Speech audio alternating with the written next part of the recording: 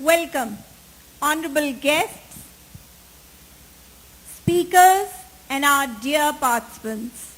We are gathered here in this August gathering to commemorate a very special event.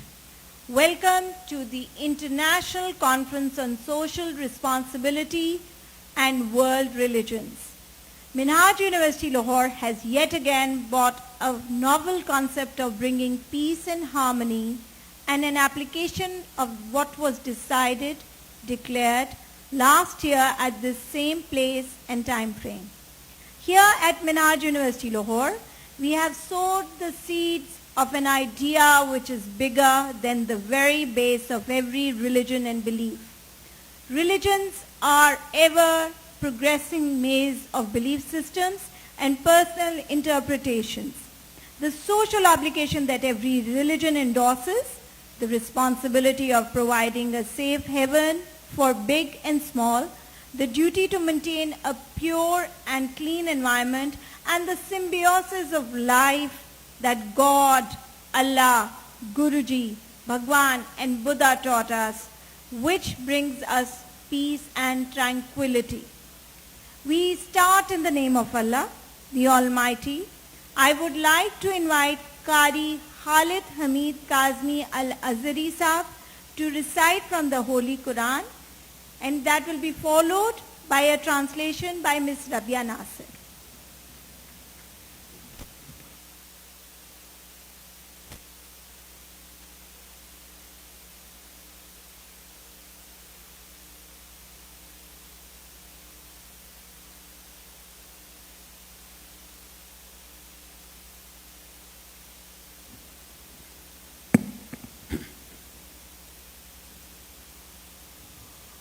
أعوذ بالله من الشيطان الرجيم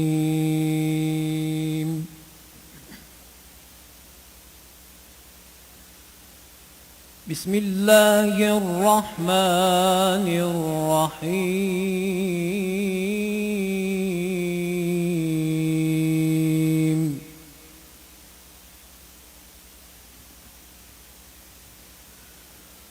ليس البر أن تولوا وجوهكم قبل المشرق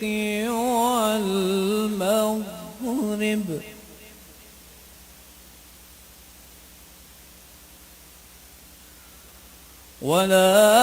ولكن البر من آمن بالله واليوم الآخر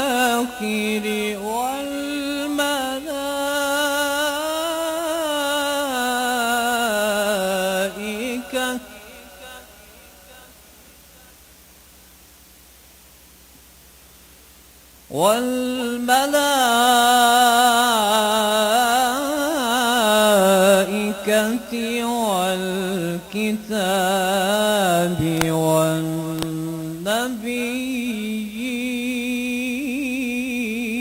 والنبيين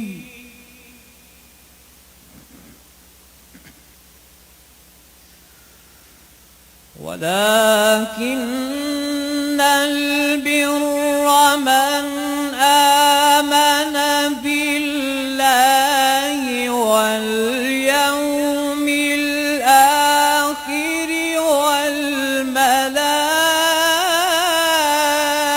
والملائكة والكتاب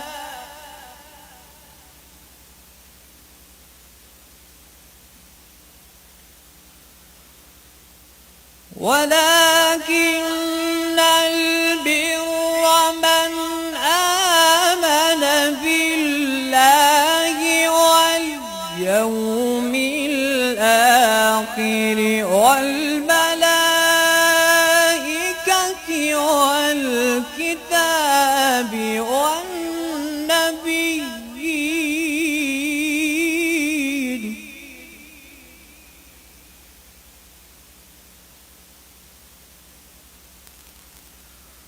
وآتى المال على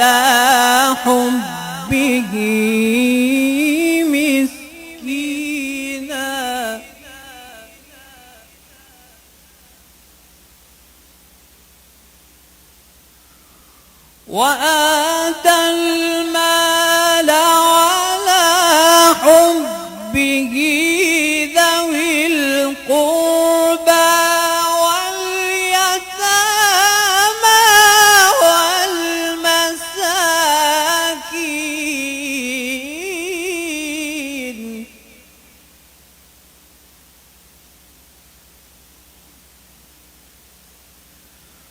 والمساكين وابن السبيل والسائلين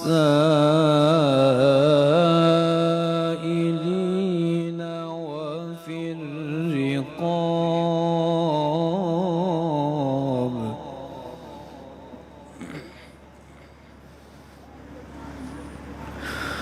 وأقام الصلاة وآتى الزكاة والموفون بعهدهم إذا عاهدوا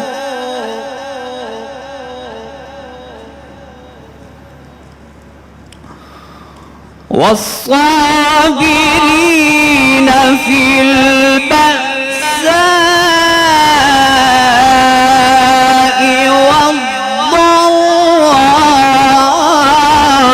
والضراء وحين البأس أولئك الذين صدقوا وأولئك هم المتقون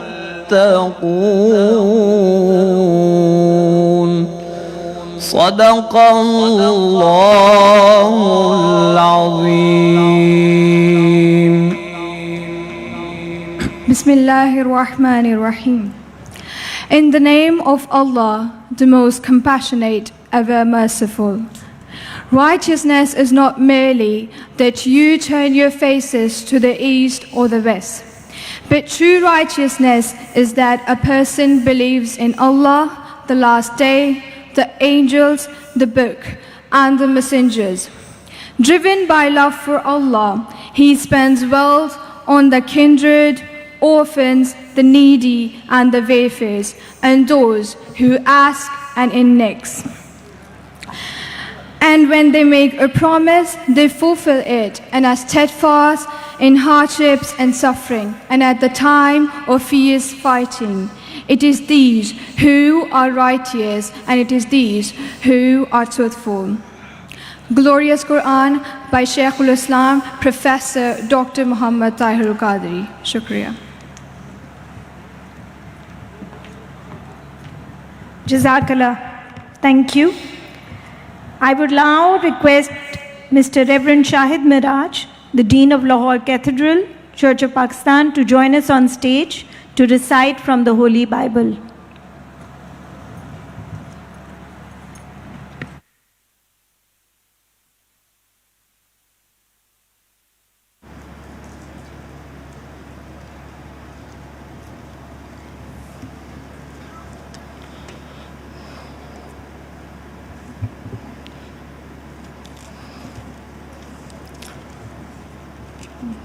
Ladies and gentlemen, I will read a very famous, familiar psalm of Hazrat Daud, Psalm 23, and then the summary of the law which Lord Jesus Christ has told to all his followers. The Lord, our shepherd. The Lord is my shepherd. I have everything I need. He lets me rest in pastures of green grass and leads me to quiet pool of fresh water. He gives me new strength. He guides me in the right paths as he has promised.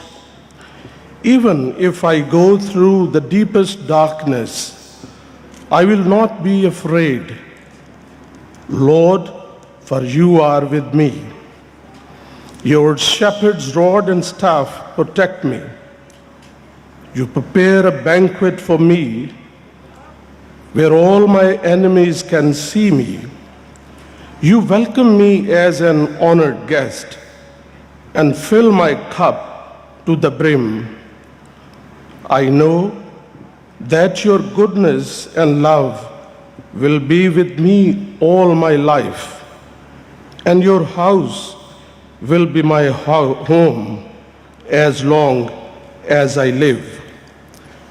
And in the context of the theme of this international conference, as Jesus asked that what is the biggest commandment in the law, so he says and told the summary of the law, the summary of the Sharia. He said, I quote from the Holy Scriptures, "Hear, O Israel, the Lord your God, the Lord is one, and you shall love your Lord with all your heart, with all your soul, with all your strength, with all your mind, and love your neighbor as yourself." May God Almighty, who is kind and merciful, bless the reading and the listening of Holy Scriptures. Amen.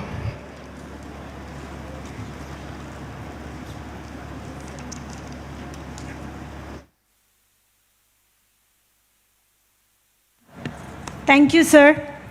I would now like to invite Mr. Arun Kumar to come to the stage and recite from the Bhagavad Gita.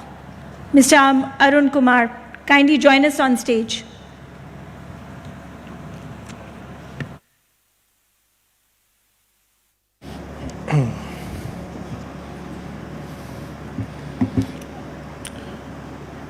Ladies and gentlemen, accept my best regards. Assalamu alaikum, namaskar, good morning and sat sri akal. I will recite the verses of Gayatri Mantra, for which Hindus consider it a universal prayer. Gayatri Mantra. Om Bhur Bhuvat Swaha Tatsavitarvarenyam Bhargo Devasya Dhimahi Dhiyo Yona Prachodayat.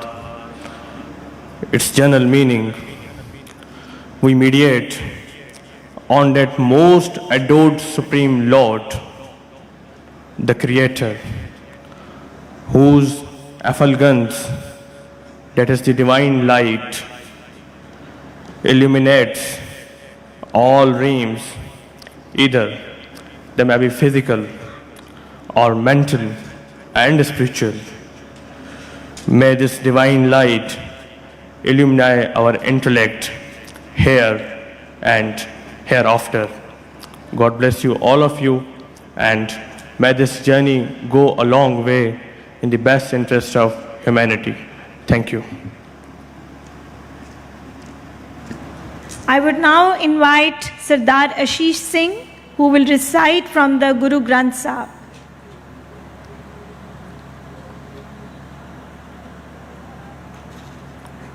Unfortunately, Sardar Ashish Singh has not reached us as yet. I would now like to invite Venerable Sunim to chant from the Buddhist scriptures. Kindly join us on stage, Venerable Sunim.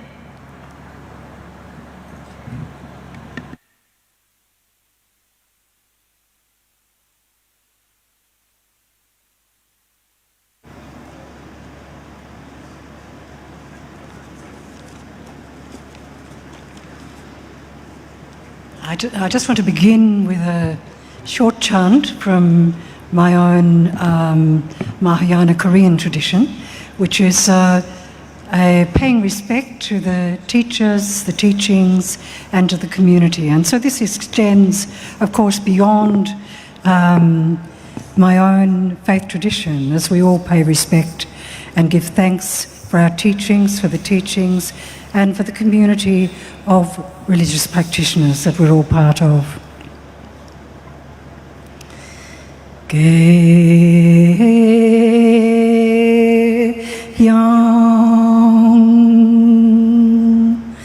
Zhong-yang, He-yang, He-tao-ji, Yang-yang, Guang-yang-bu-lo, Zhubian-bop-ge, Gong-yang-mi-sung, Yuryang-wu-bop-ge, Gong-jinan,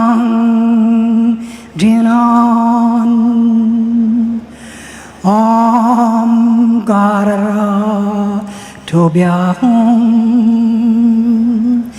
Om-gara, Tobyahong, Om-gara,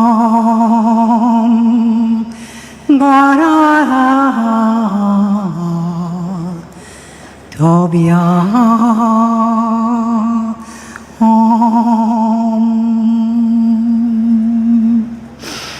Now I'd like to just read an English translation of the prayer of Shantideva, the holy Shantideva, who lived in the 9th century in India, and he was one of the founders of Nalanda University in the Indo region at that time.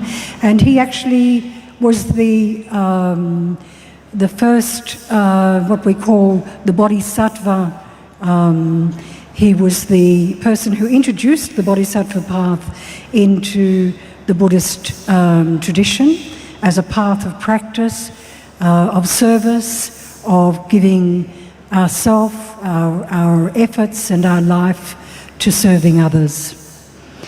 May I be a boat, a raft, a bridge for those who wish to go across the water. For those, may I be a guard who are without protection, a guide for those who journey on the road. May I fall as rain, so harvest can feed the hungry. And in famine, may I myself serve as food and drink. For as long as disease afflicts living beings, may I be the medicine that restores them to health. May I act as the mighty earth and the free and open skies to support and provide space so that all may grow. In the spiritual energy that relieves the anguish of misery and gives rise to eternal joy, I lift up my heart and rejoice. To the Buddha, the Dharma and Sangha, I join my hands in respect. To the founders of our great religious traditions, I also join my hands in respect. To the wise elders, all the teachers in the 10 great directions, I join my hands in respect. Let the light of truth and wisdom shine forth as we gather here today, and may the compassionate destiny of our meeting contribute to the realization of a deeply shared abiding peace and happiness among all beings. Sadhu, sadhu, sadhu. May you all be uplifted into happiness and joy. Thank you.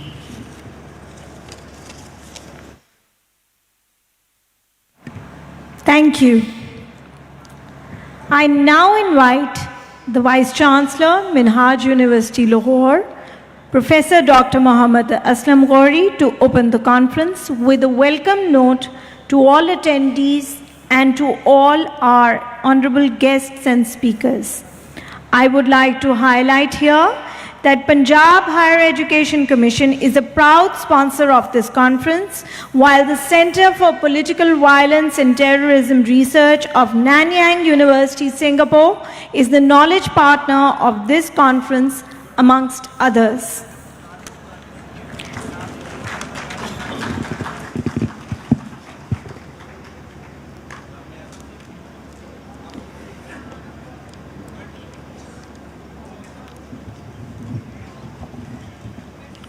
Bismillahirrahmanirrahim. Honorable Nur al-Haq Qadri, Minister for Religious Affairs, Hajj and Awqaf, Deputy Chairman, Board of Governors, Dr. Hussain Muhyiddin Qadri Sahib, international speakers, keynote speakers, distinguished guests, and noble participants, ladies and gentlemen, Assalamu alaikum.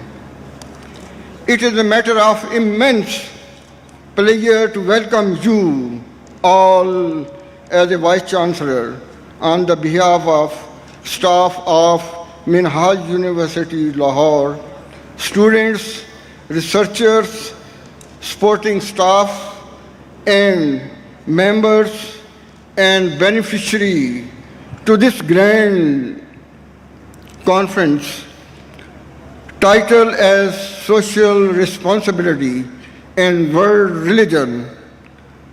The Minhaj University, Lahore, owing the social responsibility, is dedicated and committed to provide standard education to the masses bearing below average capita income. In this context, 3G Social Responsibility Award has been accorded as requisition of service rendered to the Minhaj University, Lahore. This award was presented in an honorable ceremony held at Malaysia to Dr. Hussain Muhyiddin Qadri, Deputy Chairman BOG, Minhaj University, Lahore. It is a matter of immense delight that educational commitment of the Minhaj University has been recognized at the international level, which is great honor for Pakistan. Further to mention, the spirit of social responsibility lies in fact to motivate the young generation. We must inspire the adolescents to be passionate and role model. The adults, while opting to the social responsibility, need to speak from their heart and tell the young ones that it is important to serve the humanity, to tackle down the pains and suffering in this materialistic world. Our upcoming generation of teenagers must serve as a role model. There are numerous opportunities for parents, their young ones, schools, colleges, universities, society, and nation as a one community to explore worthy avenue in the stream of social responsibilities.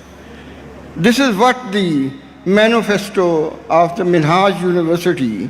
That's why we are over here today, to have insight of social responsibility in the world religion.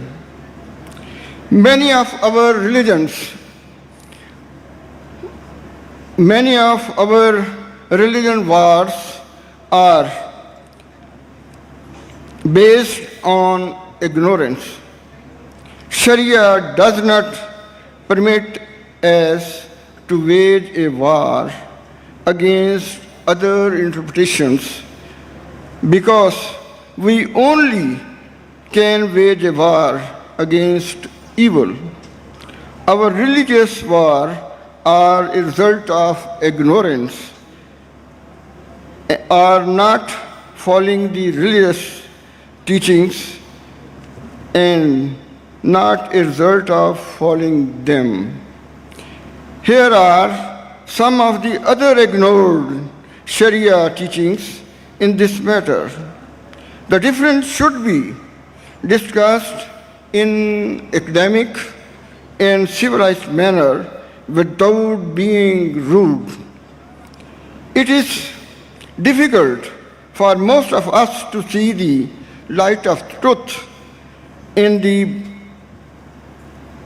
the heat of arguments.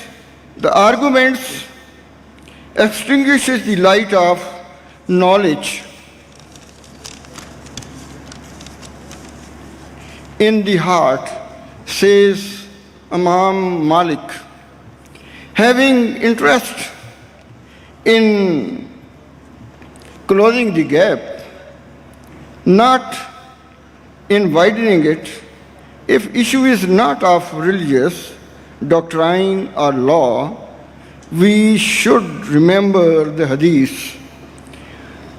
I guarantee a home in the suburb of paradise for the believer who walk away from a dispute despite being the right. Having interest in closing gap, not in widening it, it requires sincerity, humbleness, and understanding. Minhaj University, Lahore is providing quality education to the youth of Pakistan. We provide education analytically, comprehensive and interactive methods, novel and innovative educational food for thought by hosting different conferences managed by our capable faculty members. Let us hope that this conference on social responsibility and world religion open a gateway in dialogue, referring to the responsibility that occurs to the people by virtue of nature of their religion. I once again extend you all my best wishes to make this conference legendary in the scenario of social responsibility and religion, and express my deep gratitude to all the international speakers for their presence to grace this landmark conference. Thanks to all once for everyone.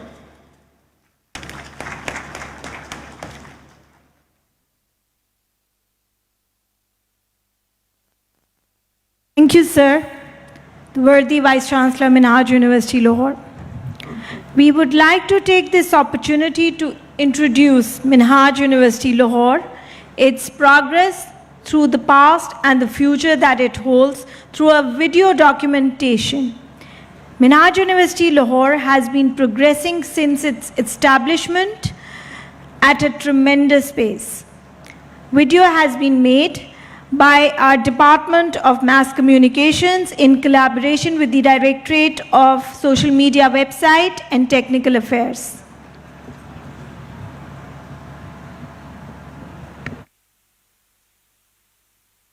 الشيطان الرجيم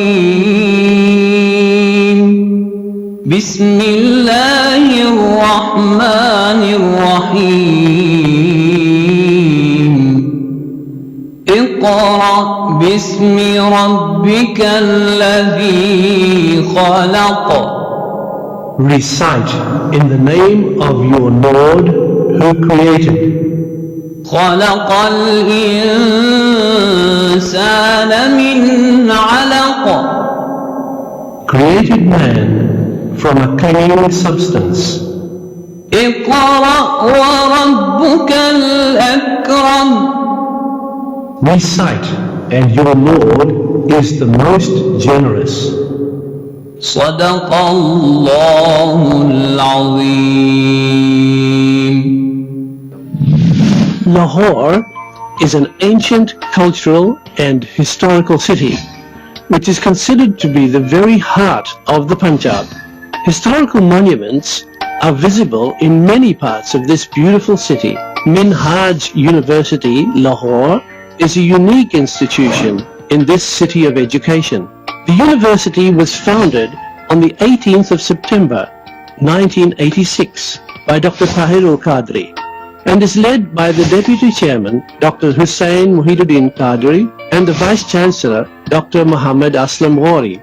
Minhaj University Lahore was founded by Sheikhul Islam Professor Dr. Muhammad Tahir al-Qadri in 1986 with a vision to produce a generation of great intellectuals and professionals coated in Islamic moral values and love for Pakistan. Here at Minhaj University Lahore, we offer over 100 postgraduate and undergraduate degree programs ranging from Islamic studies, humanities, social sciences, law to engineering. Here at Minhaj University Lahore, tens of millions of worth of scholarship is annually given to their deserving students.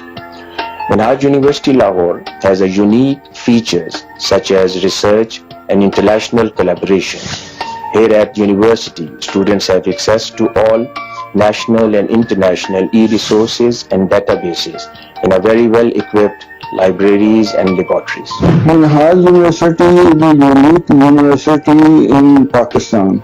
The main cause of this university is to produce good citizens for the country. For research purpose, we engage highly qualified staff for research, for guidance, for orientation of the students.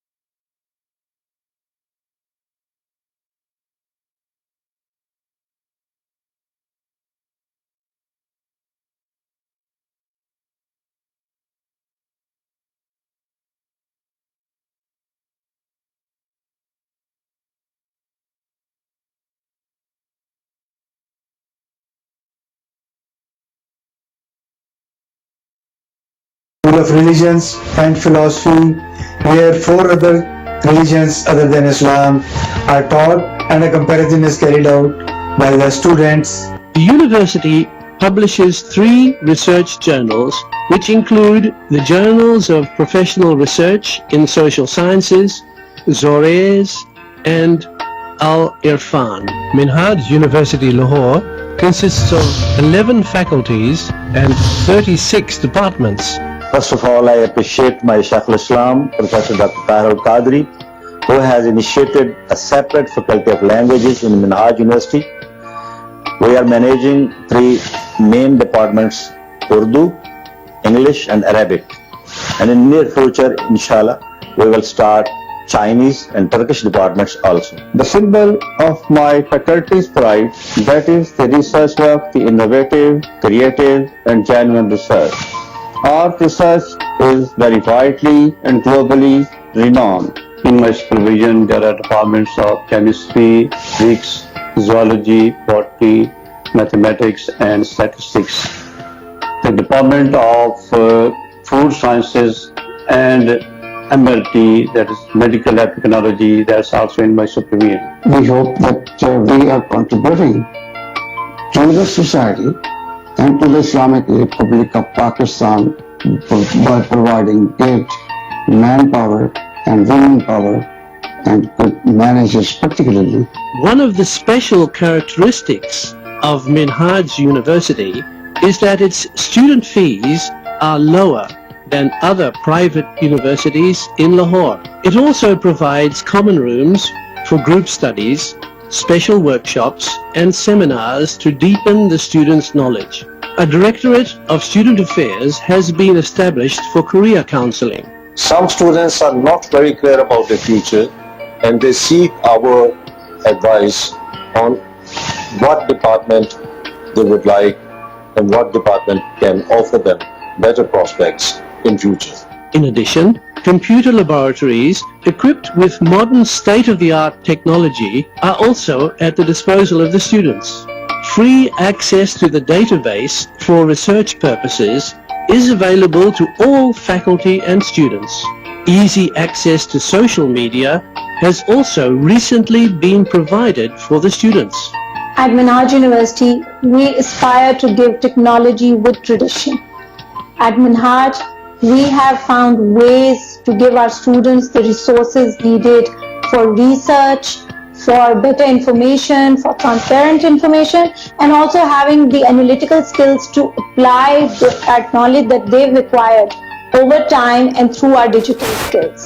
Laboratories are available for the students of physics, chemistry, botany, zoology, food and nutrition, chemical engineering, medical technology, and computer technology.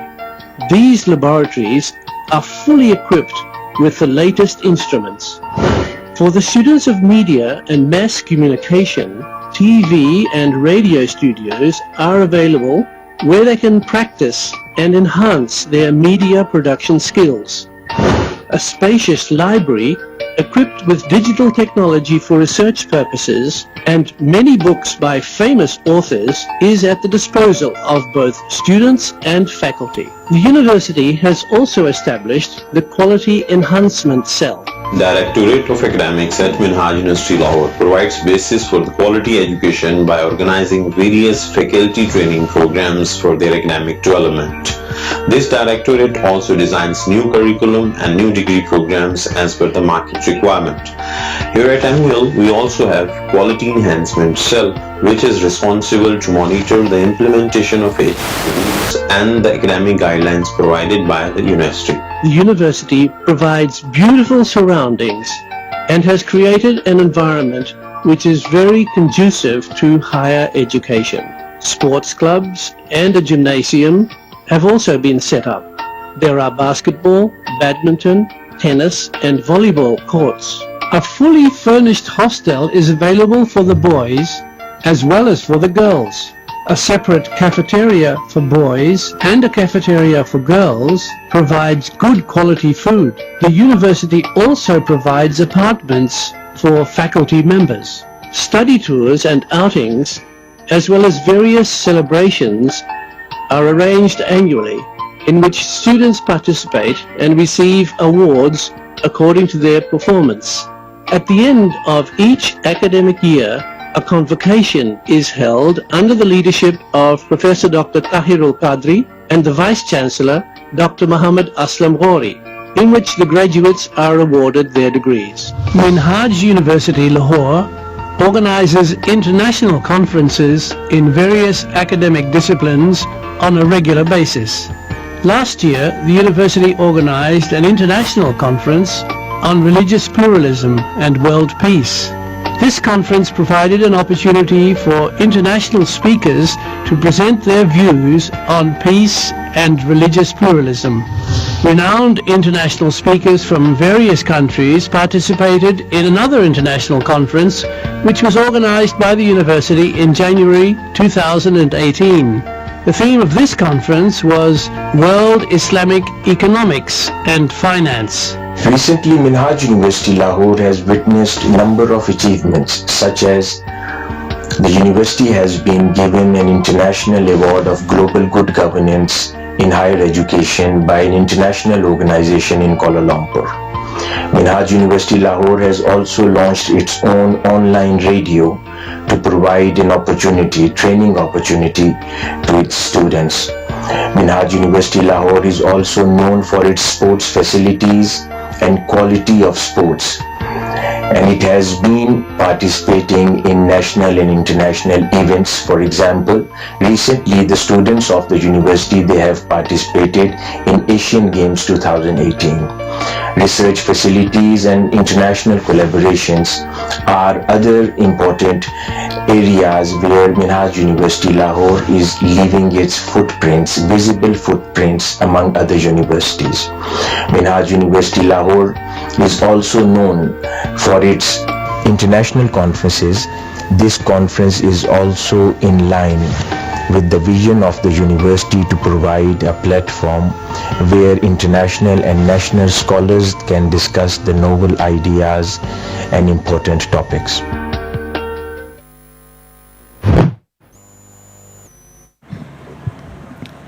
I now invite Dr. Herman Robock, Head School of Religions and Philosophy, to introduce the conference, its concept, theme and sub-themes.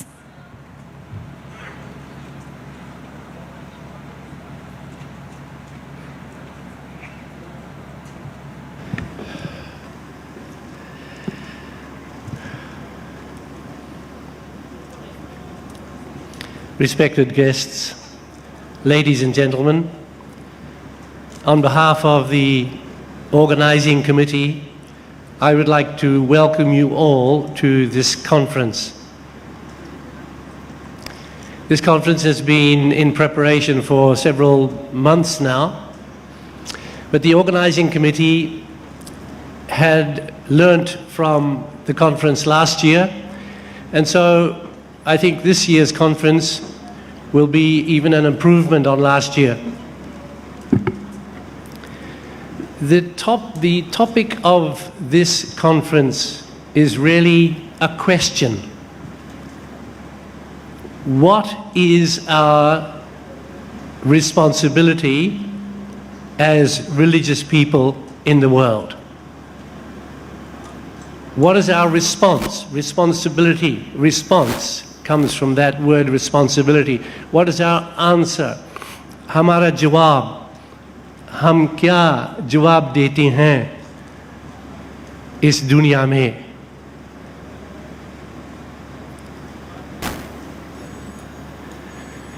Different presenters will offer a different response. Different religions have a different response. But we are all united in this conference in searching for and learning from each other about our response as religious people to the suffering and to the injustice that we see around us. You know the saying that you can give a fish to a hungry person and he will be happy for a day. But if you give him a line with which he can do the fishing himself, then you have given him much more. So there are different responses to the hungry, to the suffering. We can hand out money, but we can also try to provide methods or a new way of thinking. And this is what we want to discuss during this conference. We begin with the keynote speech by Mr. Charlie Hogg, who is sitting here next to me. He's come from Australia. And he will talk to us about the first step to world peace, which is really inner peace. After the keynote speech, we will have a panel discussion. And that panel discussion is really also a question. This is in the book that you have, there's a statement, there's a theme, a topic that the panel discussion is about, the new awareness that world religions have acquired about social responsibility. But the question is, what is the new awareness? What kind of new awareness have the religions found in response to social responsibility? After the panel discussion, which will take place right here, we will go to lunch, which is over there. And after lunch, we will go upstairs to the marquees, which are on the top floor of the main building. And we will have 2 sessions side by side. And you can choose which session you would like to attend by looking at the program book.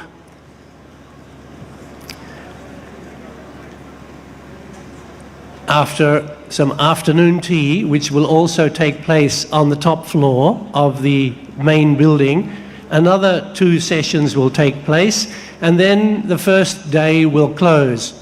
Tomorrow, we will go straight up to that top floor and continue with the concurrent sessions.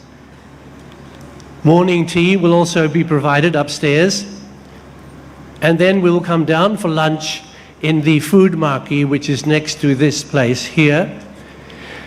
And after lunch, we will have the second keynote speech by Dr. Shanti Kumar, who has come from Sri Lanka for that purpose.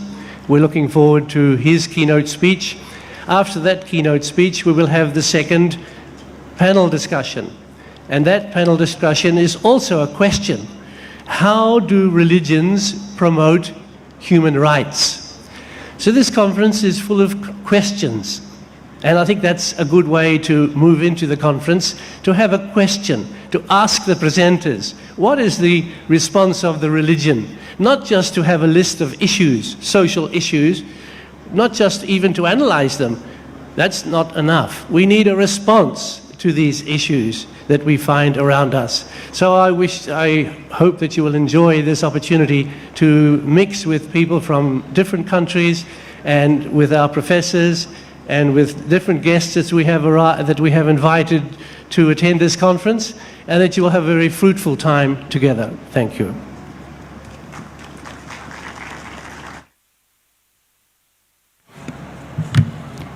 Thank you. Dear audience, now we have the keynote speech of the inaugural session. The keynote speaker for the session is Mr. Charles Andrew Hogg. Mr. Charles is synonymous with being an ambassador of peace and harmony. He represents the Australian chapter of the Brahma Kumaris faith. Charlie, as he is usually called, Charlie has been a committed spiritual path for over 40 years. As a senior teacher of the Brahma Kumaris these days, he travels extensively and has visited more than 80 countries as a speaker at international conferences and Brahma Kumari public programs, including special guests at spiritual retreats, sharing his experiences of applying spirituality in daily life and also teaching meditation. From experience, he knows meditation is an extraordinary tool to maintain mental, emotional, and spiritual health in a world increasingly challenged by anxiety, stress, greed, and depression. And now, he is the keynote speaker at our International Conference on Social Responsibility and World Religions at Minhaj University, Lahore, and his keynote speech is on Inner Peace, the first step towards a more peaceful world.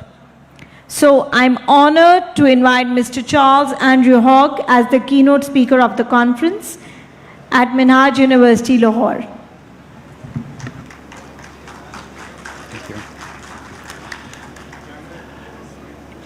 Thank you very much, Honorable Minister and respected speakers on the dais, and my dear brothers and sisters. I'm extremely honored to be a part of this very special occasion. And quite honestly, when I arrived here this morning and I saw the preparation, I was deeply touched. And congratulations to all the organizers and my special friend here, Dr. Herman Rober, and all the invitation committee. I think I have a special place in my heart for this country, Pakistan. As a child, my grandfather had a textile company. So every year my father and my uncle would travel here to buy raw materials for the business. So I heard a lot in my family about this country. And in fact, this is my second time to Pakistan. My first time was 44 years ago. I was just 21 years of age at that time. I think Pakistan and Australia have a special relationship, and one of them is cricket. And this morning I was watching, as I had my breakfast, the television, and I noticed yesterday that Pakistan thrashed Australia in the cricket. So congratulations to you. This conference is actually an extremely important subject: social responsibility and the religions. And I think all of us have experiences in our lives that change us, transform us. And I had such an experience when I was just 17 years old. I grew up in Melbourne. I went to a school with boys of all religious backgrounds. But my real interest as a teenager was social change, social justice, and social responsibility. And at that time, Australia was supporting the war in Vietnam. And I used to not agree with that, so I used to protest against the war. And once I went to Canberra, which is the capital of the country, and to a student festival, and there was a march, a protest march against the war, which I joined. Some of the students got very excited, and one thing led to another, and the police arrested many of the students, including myself. I spent a night in the jail with the leaders of Australia's peace movement. And during the night we talked a lot, how to bring peace. And I began to see that we were such an angry, aggressive, negative, and peaceless group of people. It dawned on me so deeply, we will never, ever change our world, create peace in our world, unless we learn how to create peace within myself.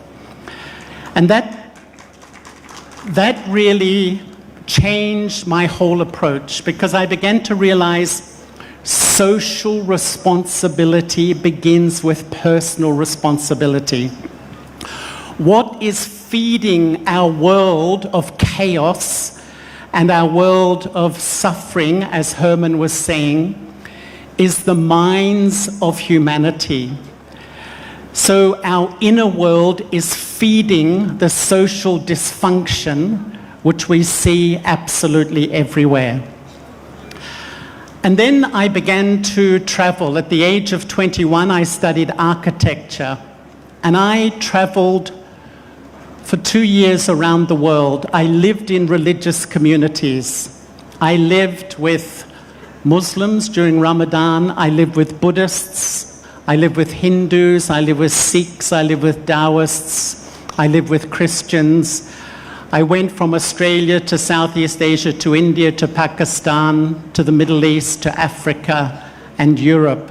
And I settled in London. And I was living and working in London. And in London I came across a unique spiritual university, the Brahma Kumaris. And the Brahma Kumaris began here in Pakistan in the 1930s. And its special focus, or its uniqueness, is that people of all religious and non-religious backgrounds participate, but the leadership is women. And in fact, it is the world's largest religion or spiritual group run by women, which I think is creating something unique in our world at the moment. And I began to learn how to meditate. I began to take that personal responsibility to learn how I can change and contribute to a better world or more socially responsible world. And sometimes when I look at our world, I think, where do we begin? We see social breakdown at all levels of society. I have traveled to well over 80 countries in the world. And what we're seeing is in all countries, injustice, corruption, violence against women, greed, drug problem, environmental problem. We see it everywhere. And what do? We throw so many resources at these problems. And I would say today, we spend trillions, not just billions, trillions of dollars trying to fix the problems in our world. I would like to ask you, are we fixing them? Is the world getting better? In fact, I think the problems are increasing.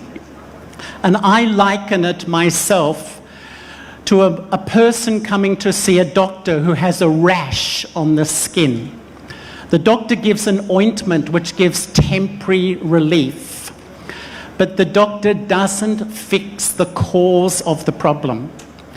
We see all these rashes on our society, the violence, the injustice, the prejudice, and we throw money, but are we changing the root of the problem? I really don't think so. And I would say that the seed of the problem is really in all of us.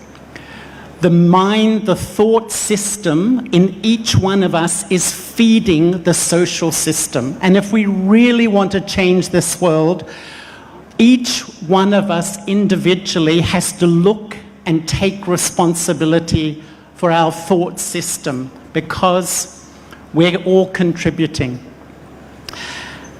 And when I often feel that all of us are sitting here quietly in this hall, but in the privacy of our minds, we are creating thousands of thoughts. It's like we all have a thought factory. And you know, some scientists tell us the human mind creates up to 70,000 unique thought patterns in a waking day. And so when each of our minds, 7.3 billion human beings, are creating thoughts, negative thoughts, angry thoughts, violent thoughts, disrespectful thoughts, what sort of atmosphere and society are we creating? If we take responsibility to create more peaceful thoughts, respectful thoughts, loving thoughts, I believe really that is the seed which is really going to bring the change that most of us here really want. And we see a society and we see all the problems. It's being influenced by our thinking. But what is the greatest influence on our thoughts? I would say it's my sense of identity. It's my sense of who I am. This is the seed I feel that needs to change. And when I look at myself, I see that each one of us has 3 personalities inside.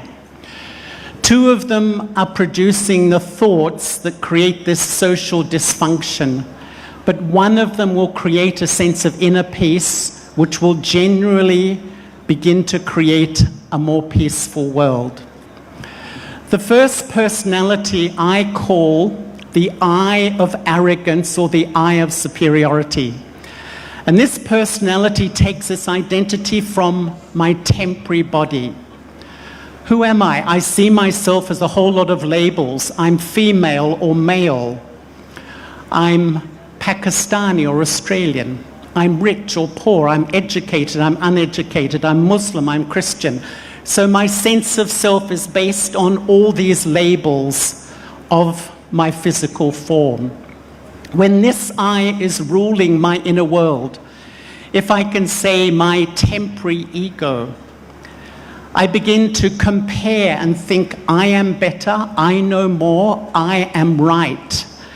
But when it comes into my feelings, that's when I easily feel insulted, disrespected, not valued, sensitive.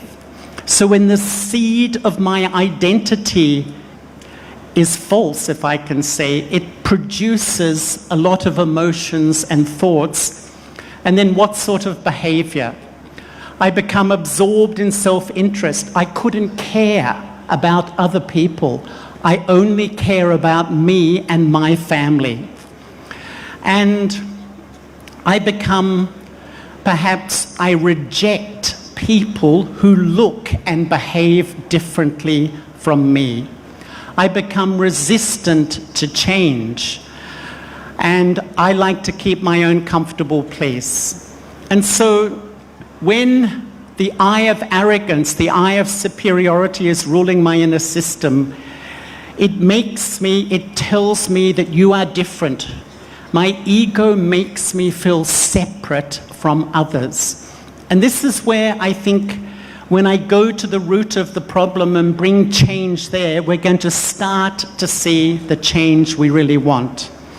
But secondly, the second identity, which I feel all of us carry, is the flip side. I would say the I of lack of self-respect, or the I of inferiority. We can say inverted ego.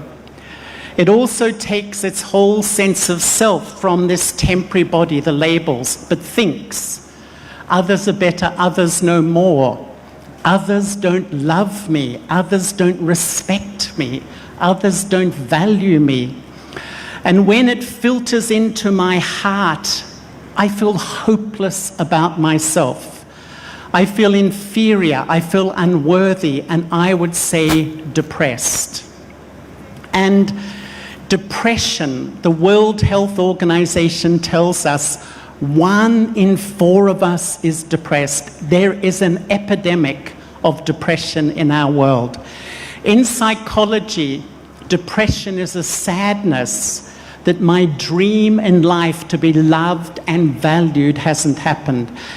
But spiritually, depression is like a mourning for the loss of my true identity. I'm living my life, but who am I?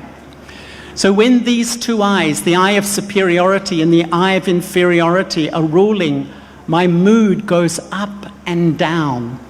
And when the eye of lack of self-respect is there, if I can't respect me, will I respect other people? Will I respect society? Will I respect leaders? Will I respect the environment? I don't think so. The third I is what I call the original I. And this I thinks. This is the permanent self, that I am a soul, the spirit, the consciousness. The soul is a wonder. All the great faiths of the world have an understanding that my true self is the soul. The soul is just a point. In mathematics, a point exists, but has no size, no length, breadth, or width. I am the soul, and I wear a body that has all the labels. But when I start to know and experience who I am, I start to tap into a state of inner peace, which no person, no situation can change that feeling within me. It's like coming home to a sweet place inside where I really belong. And I would say that our first step towards social responsibility is to take the personal responsibility of knowing who I am and express experiencing who I am as a soul, experiencing peace, and loving who I am too. The more I accept and love myself, I will accept and love other people. If I can't accept and love me, will I accept and love anyone else? I really don't think so. And I think that we need this shift in our thinking and our consciousness. And it's not just the governments or the religions. Each one of us has to take responsibility. I honestly feel we will not see this world change unless we individually take this responsibility. Is it possible? Is it possible? Maybe we feel I'm dreaming. But you know, I was in South Africa when Nelson Mandela became the president. And I had a very interesting experience because I was running a multi-religious retreat for Christians, Muslims, Hindus, Sikhs. And we were on a farm of a white South African. And he had built around his house a wall, a fortified wall, because he thought when Nelson Mandela became president, the African community would come and take back their land. His family had been there for 4 generations. It didn't happen. There was minimal violence. And I asked him why. He thought, and he said, the example of Nelson Mandela.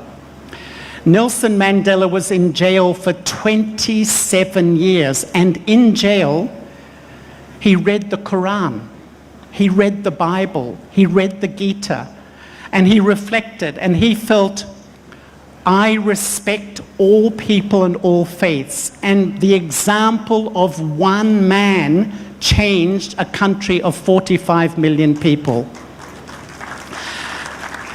And this is why sometimes we think it's too much. How can we really change? I honestly do think it's possible.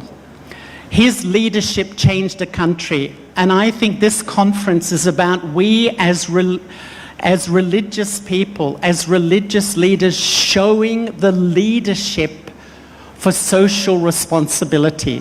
And to me, there's 2 parts of religions. There's the external part, which is the worship and the customs and the systems and the rituals. But there's the internal part, the spiritual part, the part about learning about me, of personal responsibility, and of transforming and improving my character and behavior.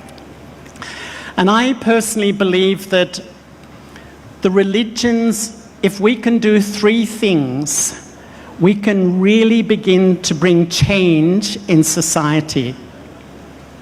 The first, I would say, is to empower individuals to take personal responsibility.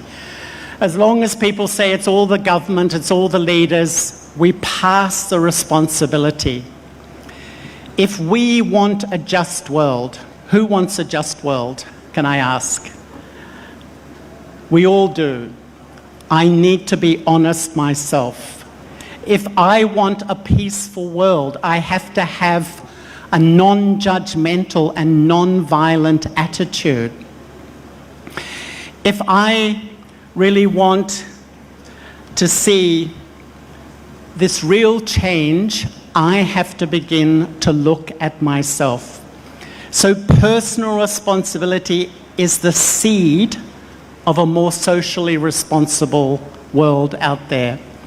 The second thing I feel is that we need to teach others inner peace, how to find inner peace. I would say today that the minds of humanity are completely out of control. And sometimes I feel that my mind is the center of my life. My whole life meets in my mind. My thoughts, my emotions, my relationships, my memories. The whole of my life meets in my mind. What do I do for my mind? Is it any wonder I feel depressed and unhappy sometimes? For my body, I eat, I exercise, I rest. But what do I do for my mind?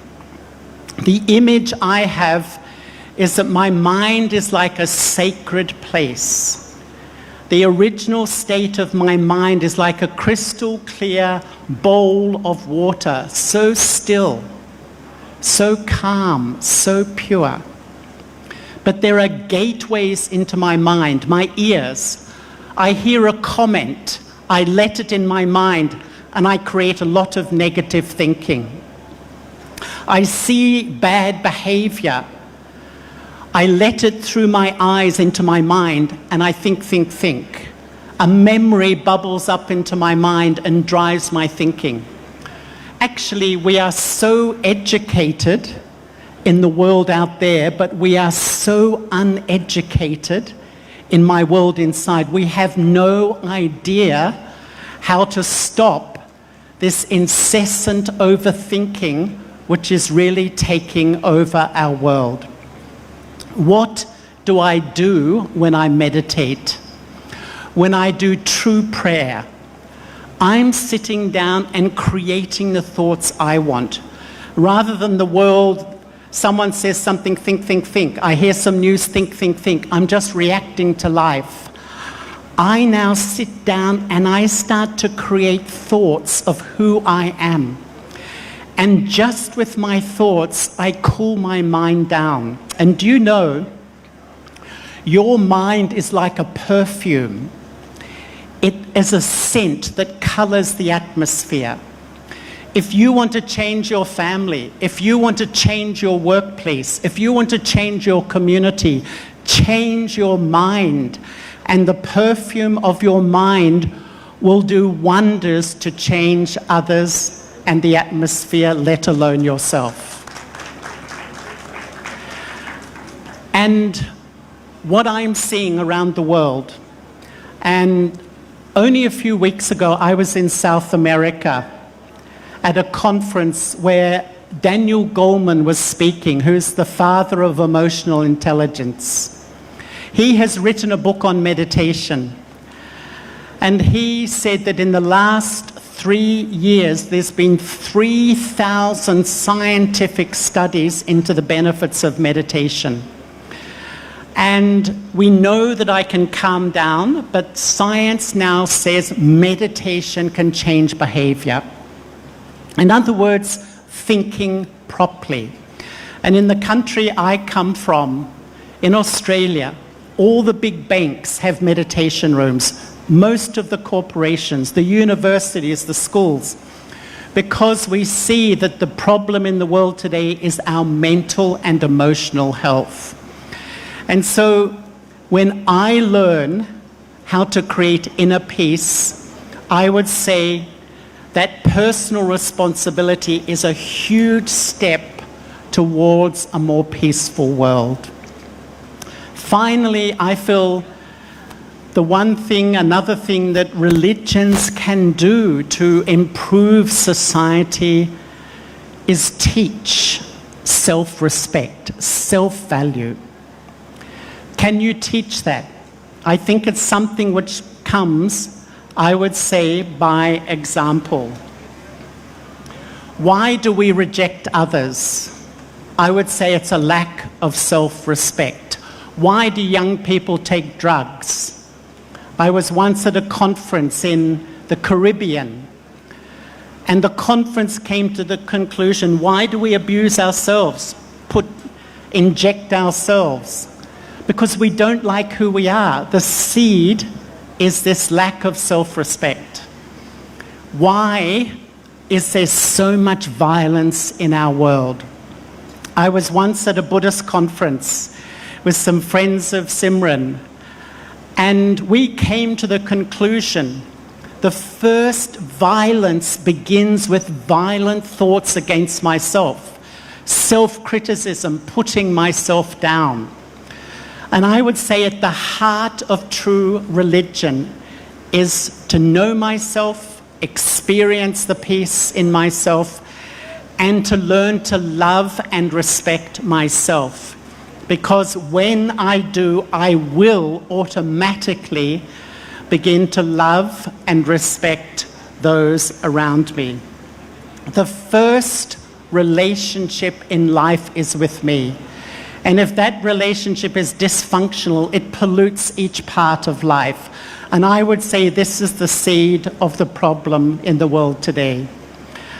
And to me, I see three sources of love: myself, God, and my family and friends. For most of us, not much love coming from me. And I would say from God, we have a lot of faith in God. I'm not sure how much we feel love. My one source of love is my family and friends. But when there's a loss of a family member or conflict, it's like my whole world goes into upheaval. Spirituality, true religion, is to learn to love myself as a soul, learn to love God, and that's the platform that I feel will bring so much change in our world. My hope for this conference is we just don't talk about the problems outside, but we begin to take responsibility in my own personal life. Anyway, I would like to wish everyone all the best for a wonderful conference, and once again, thank you from the heart for having me here. Thank you very much. The question answers for the keynote speech, we'll take those in the impending questions for the panel discussion. I would now like to invite the guest of honor to address this conference gathering. Ladies and gentlemen, we are privileged to have amongst us the newly elected Federal Minister for Religious Affairs and Interfaith Harmony, Dr. Nurul Haq Qadri Saab. He has been elected many times to both the upper and lower houses. We request Dr. Nurul Haq Qadri Saab to address the gathering and share his views on the respective topics discussed so far.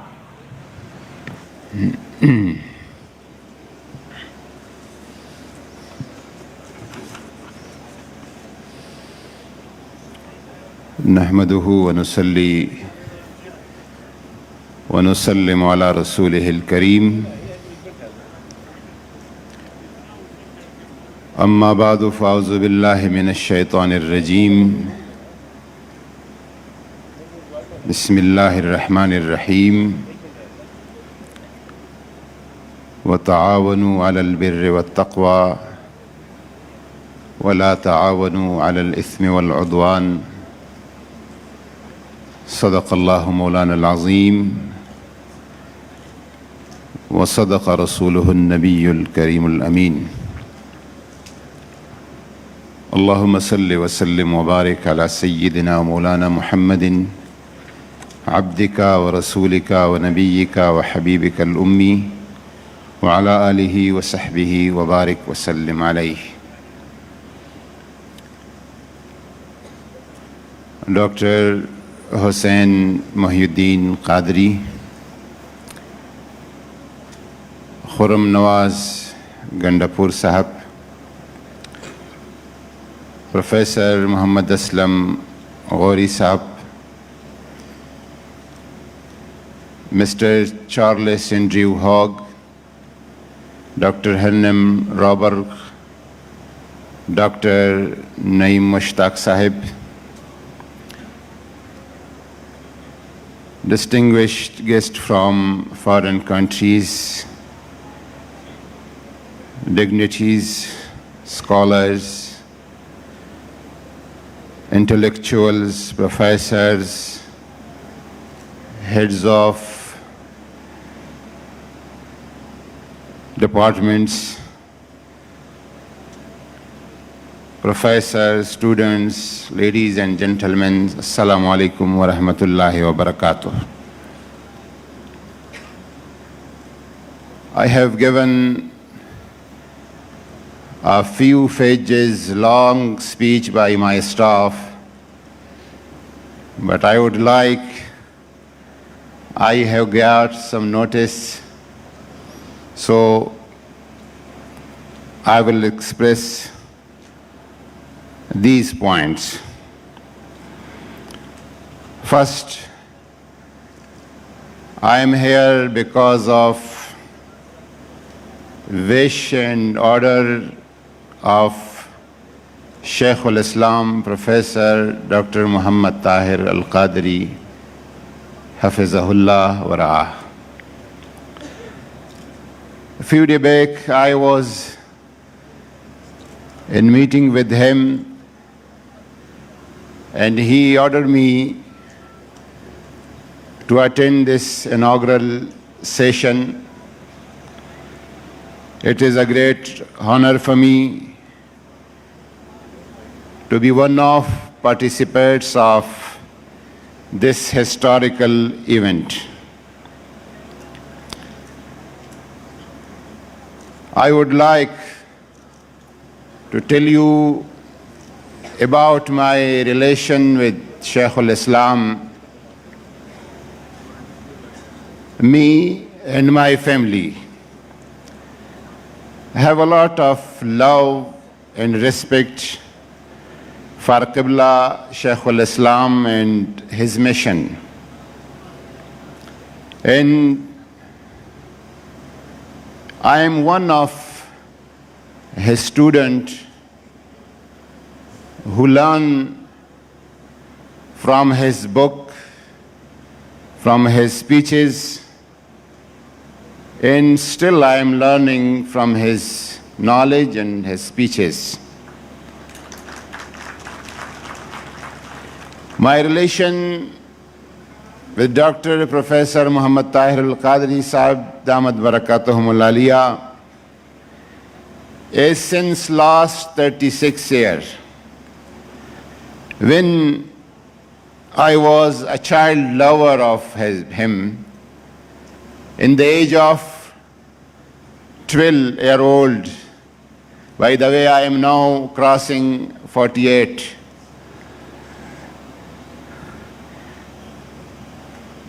On behalf of our government, on behalf of our Prime Minister, Mr. Imran Khan,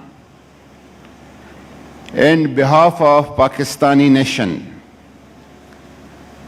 we appreciate the role of Qibla Shaykh al-Islam for interfaith harmony, for spreading the real and true image of Islam, for his tolerance, for spreading love amongst the different communities,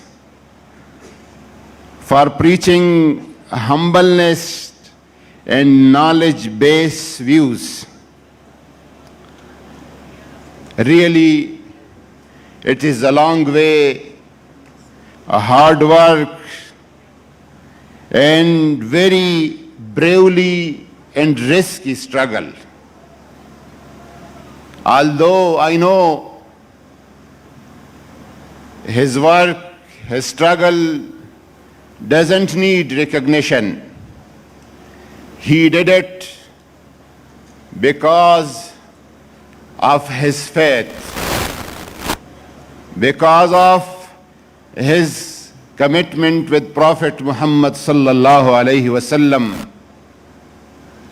Rijalun sadaqu ma ahadullah alayh. There are some people, they fulfilled their commitments. And Professor Dr. Muhammad Tahir al-Qadri is amongst them one. Pakistan is a nation,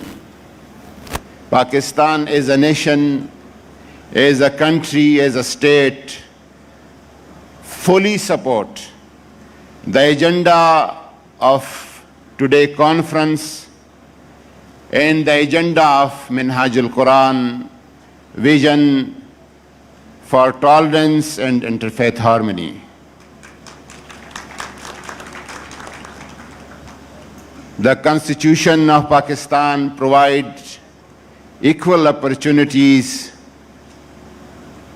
from all religions from all castes. No doubt, Pakistan have a safe and peaceful policy for all religious followers. میں اردو میں چند جملے گزارش کرنا چاہتا ہوں. آج کا یہ سیمینار اور کانفرنس اس پیغام کے لیے ہے کہ اسلام بطور مذہب اور مسلمان معاشرے تمام مذاہب اور ادیان کو قبول کرتے ہیں اور اسلام کا معنی سلامتی ہے،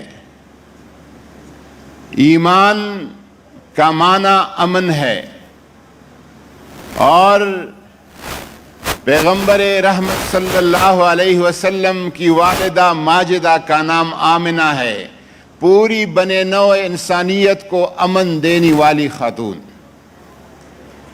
اس لیے ہمارا دین ہمیں کہتا ہے لا نفرق بین احد من رسلہ، اللہ کے رسولوں کے رسالت اور برگزیدگی اور ناموس کے بارے میں ہم کسی رسول میں فرق نہیں کرتے. ہمارا دین ہمیں یہ کہتا ہے لکم دینکم ولی دین، ہر ایک کے لیے اپنا اپنا دین ہے اور وہ اس کا پیروکار بنے اور اس پر کاربند رہے. اور عملی طور پر آج کے دور تک مسلمان دیگر مذاہب کے لیے قبولیت کا مظاہرہ کر رہی ہے. آج بھی ہم اپنے بچوں کے نام ابراہیم رکھتے ہیں، اسحاق رکھتے ہیں، یعقوب رکھتے ہیں، عیسیٰ رکھتے ہیں، مریم رکھتے ہیں، آسیہ رکھتے ہیں. یہ اس بات کی دلیل ہے کہ تمام مذاہب اور ان کی برگزیدہ شخصیات کے لیے ہمارے دلوں میں ایک احترام ہے. لیکن یہ شکوہ ضرور ہے کہ کوئی اور بھی محمد کا نام رکھے، کوئی اور بھی اپنے بچوں پہ حسن اور حسین کا نام رکھے، کوئی اور بھی اپنے بچوں پہ فاطمہ، عائشہ، خدیجہ اور زینب کا نام رکھے. یہ اسلام کا وہ پیغام ہے جس پر آج تک ہم الحمدللہ عمل پیرا ہیں اور یہی ہمیں اپنے بزرگوں نے سکھایا ہے. جب بات آتی ہے کہ قرآن پاک، قرآن کریم کا موضوع حضرت انسان ہے، قرآن پاک جب بات کرتا ہے انسانیت سے کرتا ہے، انسانیت کے اقدار مشترکہ سے کرتا ہے اور انسانیت کے فلاح اور بہبود کے لیے کرتا ہے. اور حضور نبی کریم صلی اللہ علیہ وسلم نے غیر مسلم سوسائٹی کے لیے، ہم مدینہ منورہ کی ریاست کی بات کرتے ہیں، مدینہ منورہ کا ریاست کیا تھا؟ رواداری کا، قبولیت کا، سب کے لیے مساوات کا. جب نجران کی عیسائیوں کا ایک وفد آتا ہے اور ان کے قیام کا بندوبست صحابہ کرام سوچتے ہیں تو حضور فرماتے ہیں کہ نجران کے یہ عیسائی یہ کسی اور کے مہمان نہیں ہوں گے، یہ میرے مہمان ہوں گے. اور مسجد نبوی کے اندر ان کے لیے خیمے نصب کر دیے گئے. اسی طرح کے مظاہر یہ ہمیں ہر جگہ نظر آتے ہیں. بہت طویل اور ضخیم موضوع ہے، لیکن جنید بغدادی سے پوچھا گیا کہ دین کا نام کیا ہے؟ دین کو اگر کوئی 2 جملوں میں بیان کرے تو کیسے بیان کرے؟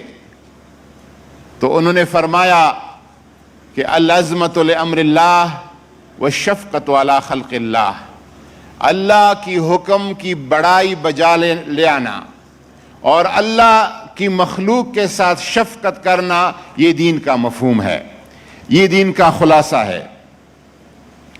ہمیں اپنے رویوں میں فرق لانا ہوگا، رویوں سے ماحول اور معاشرہ بنتا ہے، اور ہمیں مکالمے کا، ڈائلاگ کا، حوار کا راستہ اپنانا ہوگا۔ قرآن پاک کہتا ہے اہل کتاب کو، تعالوا الی کلمۃ سواء بیننا وبینکم، آ جائیں، بات کریں، مل بیٹھیں، گل مل جائیں، اور وہ باتیں کریں جو اور آپ اور ہمارے درمیان مشترک ہے، ان پہ بات کریں۔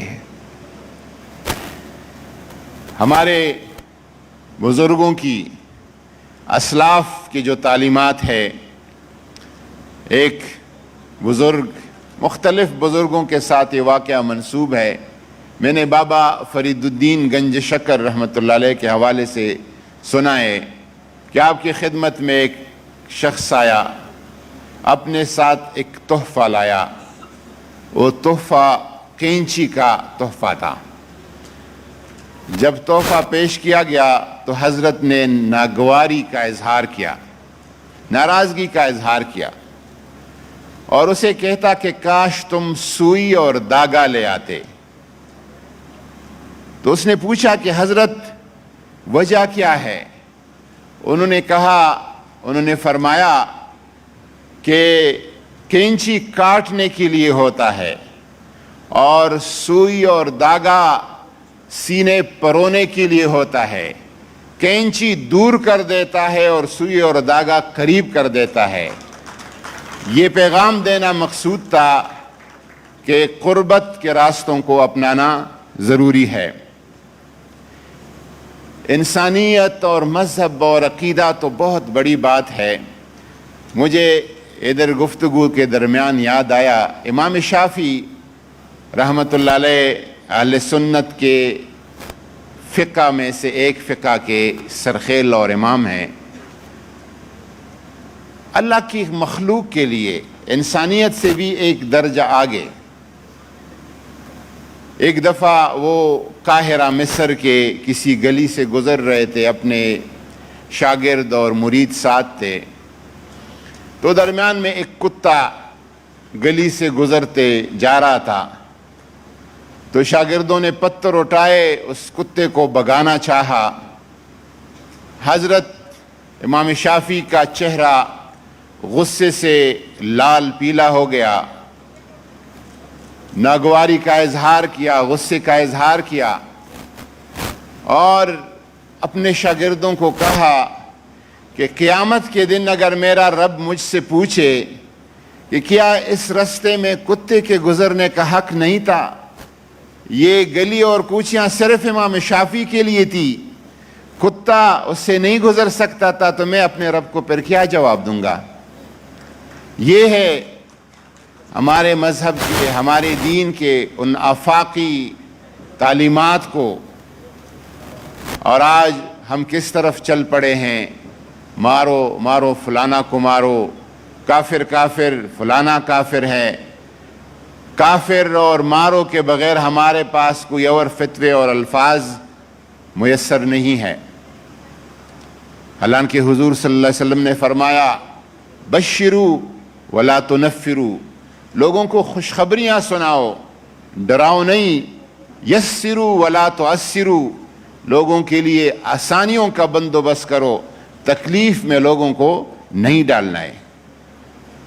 میں حضرت قبلہ شیخ الاسلام ڈاکٹر پروفیسر محمد طاہر القادری، آپ کے صاحبزادگان، آپ کے علمی، فکری اور تحقیقی جو آپ کا ٹیم ہے، میں بہت شکر گزار ہوں۔ میں غائبانہ اس چیز کا معترف ہوں कि वो इल्मी और तहकीकी काम जो सदियों से इस कौम और इस उम्मत की ज़रूरत थी, उस ज़रूरत को हज़रत ने पूरा कर दिया है अल्हम्दुलिल्लाह।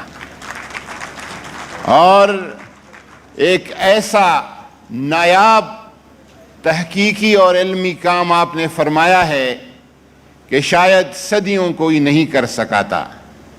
मैं खराज तहसीन पेश करता हूँ आपकी उन गिरान कदर कोशिशों को, काविशों को। इंशाअल्लाह ताला पाकिस्तान कोई एक दिन का, 10 दिन का, 1 साल का, 10 साल का मुल्क नहीं, ये इंशाअल्लाह ताला सैकड़ों और हज़ारों साल का मुल्क है। ये क़यामत के सुबह तक आबाद रहने वाला मुल्क है। चोर डाकुओं का सफाया हो जाएगा, मिनहाजुल कुरान के शुहदा के कातिलों का भी इंशाअल्लाह ताला सफाया हो जाएगा। जुल्म आखिर अपना इंतकाम और बदला खुद लेती है। मजलूम की आवाज़, मजलूम की आह बोका, हुजूर फरमाते हैं कि मजलूम की आह से डरो, क्योंकि अल्लाह और मजलूम की आवाज़ के दरमियान कोई चीज़ हाइल नहीं होती।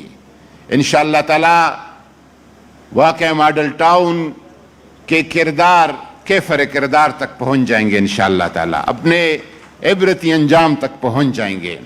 पाकिस्तान तमाम कायद का पाकिस्तान है, अल्लामा मोहम्मद इकबाल के अफ़कार का पाकिस्तान है, और ये तमाम इकाइयों के लिए हैं, तमाम बोली बोलने वालों के लिए हैं, और तमाम मज़ाहिब के लिए खुशामदीद कहने वाला मुल्क है। वमा अलैना इल्लल बलाग। Thank you, sir. I would now like to request Dr. Hussain Mohyuddin Qadri Sahab and Mr. Khurram Nawaz Gandapur Sahab to please come in front of the stage to present a shield to our Honorable Minister. And I would also like Mr. Muhammad Tariq Wazir Sahab to accompany them. Dr. Noorul Haq Qadri Sahab, kindly come to the front of the stage to receive a shield of gratitude.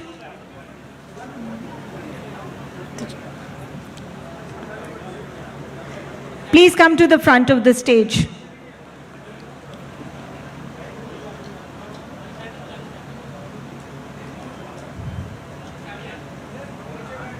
Thank you, sir, for your gracious presence and for offering such kind words of wisdom and encouragement.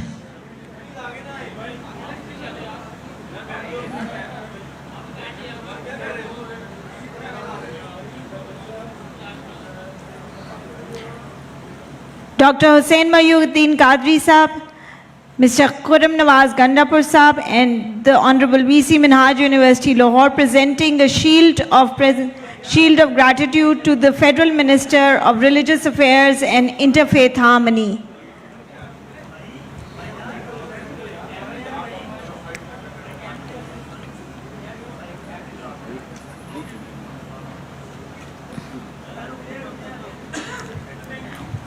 We will continue our session, and now we will have a translation in Urdu of the keynote speech for all the audience convenience and also to make it more understandable. Thank you. We will have Dr. Naeem Mushtaq Sahab translate the keynote speech. Mr. Charles Andrew Hoggs, Dr. Harman Robo, VC Sahab, kindly join us on stage for the continuance of the session. We will have Dr. Naeem Mushtaq Sahab, please kindly translate the keynote speech for us.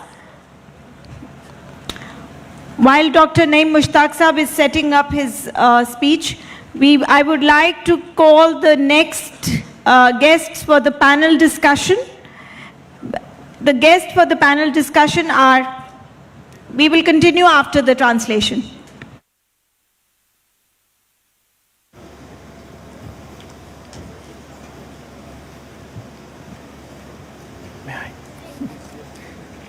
جی بسم اللہ الرحمن الرحیم. Doctor Hermann کی موجودگی میں translation بہت مشکل ہے کیونکہ ان کی اردو مجھ سے اچھی ہے. بہرحال میں کوشش کرتا ہوں. ہمارے معزز مہمان محترم چارلی ہوگ، آپ کا تعلق آسٹریلیا سے ہے. ڈاکٹر ہرمن نے ان کا پیپر بھی دیا ہے، تو میں پیپر کو اور ان کی اسپیچ کو دونوں کو سمرائز کر کے تو ٹرانسلیشن دے دیتا ہوں. محترم چارلی ہوگ، آپ کا تعلق آسٹریلیا سے ہے اور آپ برہما کماری ورلڈ اسپریچول یونیورسٹی کے نیشنل کوآرڈینیٹر ہیں. اس کانفرنس میں آپ کا پیش کردہ پیپر کا عنوان روحانی ترقی و بیداری پر ہے، انر پیس، امن پر مبنی دنیا کے قیام کی طرف پہلا قدم. برہما کماری اس روحانی تربیتی اور اصلاح معاشرہ پر مبنی تنظیم کی بنیاد 1937 میں ایک ریٹائرڈ ہندو بزنس مین تھے محترم دادا لیکھ راج کرپلانی. انہوں نے حیدرآباد پاکستان میں اس کی بنیاد رکھی. تقسیم ہند کے بعد یہ تنظیم اپنے بانی کے ہمراہ بھارت میں منتقل ہو گئی. 1974 میں آسٹریلیا میں اس تنظیم کی بنیاد رکھی گئی. اس روحانی تنظیم کی ایک خاص خصوصیت یہ بھی ہے کہ یہ عورتوں کو معاشرے میں خصوصی مقام دلانے کے لیے سرگرم ہے. اس تنظیم کے پوری دنیا میں دفاتر قائم میں خواتین کو ایک خاص نمایاں ایڈمنسٹریٹو حیثیت حاصل ہے، کیونکہ اس تنظیم کے عقیدے کے مطابق، فلسفی کے مطابق، جب تک خواتین کا معیار زندگی اور شخصیت بلند نہیں کی جائے گی، معاشرے میں امن کا قیام ناممکن ہے. ہمارے محترم مہمان چارلی ہوگ صاحب نے جب اپنی اسپیچ شروع کی تو محترم وزیر مذہبی امور ڈاکٹر حسین محی الدین قادری اور مہمانان گرامی کا شکریہ ادا کرنے کے بعد فرمایا کہ میرے لیے یہاں آنا اور اس کانفرنس میں شرکت اعزاز کی بات ہے، اور خاص طور پر عمدہ انتظامات دیکھ کر ان کو بہت خوشی ہوئی. آپ فرماتے ہیں کہ میرا یہ دوسرا موقع ہے کہ پاکستان آنے کا. اس سے قبل 44 سال پہلے 21 سال کی عمر میں یہاں آیا تھا، جب میرے بزرگوں کی یہاں پر ٹیکسٹائل فیکٹری تھی. آپ فرماتے ہیں کہ یہ کانفرنس اس موضوع پر بہت اہم اور حساس ہے. میں آسٹریلیا میں پیدا ہوا اور سب مذاہب کے بچوں کے ساتھ مل کر میں نے پڑھا ہے. یونیورسٹی کی تعلیم کے دوران آسٹریلیا میں ویتنام کی جنگ کے خلاف ایک احتجاجی مظاہرے میں دوسرے طالب علموں کے ساتھ میں بھی ایک رات کے لیے گرفتار ہو گیا. اس رات میں نے دوسرے طلباء سے گفتگو کرتے ہوئے یہ نتیجہ اخذ کیا کہ جب تک اپنی ذات نہیں بدلتی، معاشرہ بدلنا ممکن نہیں. جب تک اپنی ذات سے نفرت، غصہ، کینہ، بغض ختم نہیں ہوگا، معاشرے سے یہ چیزیں ختم نہیں ہو سکتی. آپ فرماتے ہیں کہ میں نے بہت سے ممالک کا سفر کیا اس تلاش میں کہ جو معاشرے میں پرابلمز ہیں، غصے کی، نفرت کی، اس کو کیسے ختم کیا جا سکتا ہے. اور میں نے پوری دنیا کے تقریباً 80 ممالک کے سفر کیا ہے، اور میں بالآخر اس نتیجے پر پہنچتا ہوں کہ جب تک تزکیہ نفس نہیں ہوگا اس وقت تک معاشرے کا بھی تزکیہ ممکن نہیں. اس سفر کے بعد بالآخر آپ نے لندن میں رہائش اختیار کر لی اور وہاں برہما کماری یونیورسٹی کے لوگوں سے ملاقات کا موقع ملا، اور پھر آپ اس تنظیم کے ساتھ منسلک ہو گئے. آپ نے فرمایا کہ میں نے آج 80 ممالک کے سفر کے بعد دیکھا ہے کہ معاشرہ اپنا امن سکون کھو چکا ہے اور انسانیت اس سے متاثر ہو رہی ہے. جتنا پیسہ اسلحہ دوڑ پر خرچ ہو رہا ہے اتنا امن اور سکون کے پھیلانے پر نہیں. میڈیکل انڈسٹری پر بے شمار خرچ ہو رہا ہے، مگر انسانیت سکون اور اطمینان سے محروم ہے. جب تک ہر شخص اپنی ذات کا محاسبہ کر کے اپنے خیالات و افکار و نظریات کا تزکیہ نہیں کرے گا، وہ اپنی ذات میں امن اور سکون تلاش نہیں کر پائے گا. اور یہی امن اور سکون، پیار اور محبت پر مبنی افکار و نظریات معاشرے کو نہیں مل پائیں گے. آپ فرماتے ہیں کہ ہمارے خیالات اور افکار و نظریات کا تعلق ہمارے شعور اور احساس مقصدیت سے ہے.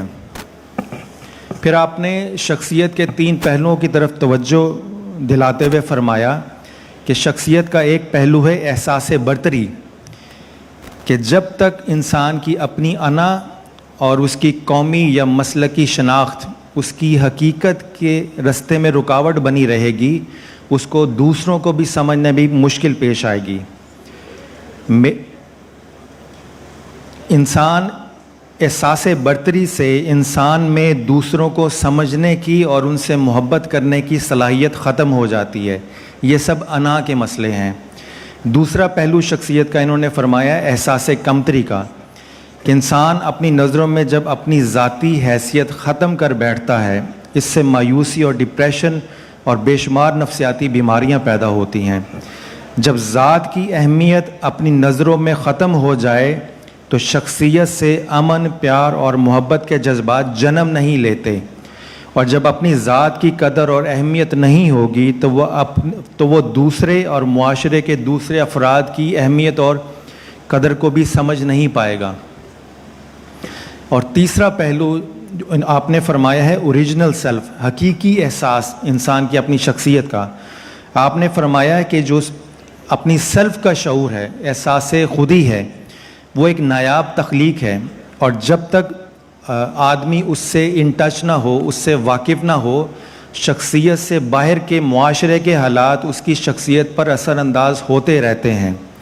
تو اگر انسان اپنی ذات سے کنیکٹ ہو تو اوریجنل کنیکٹیویٹی اس کی ذات میں پیار، محبت، شعور اور احساس مقصدیت پیدا کرتی ہے کہ وہ پیدا کیوں ہوا ہے، اس کی ذات کا اس معاشرے میں ہونے کا مقصد کیا ہے. تو یہی حقیقی شعور انسان کو جب پیدا ہو جائے تو دوسروں کا احترام کرنا اور معاشرے میں قیام امن کے قابل بناتا ہے.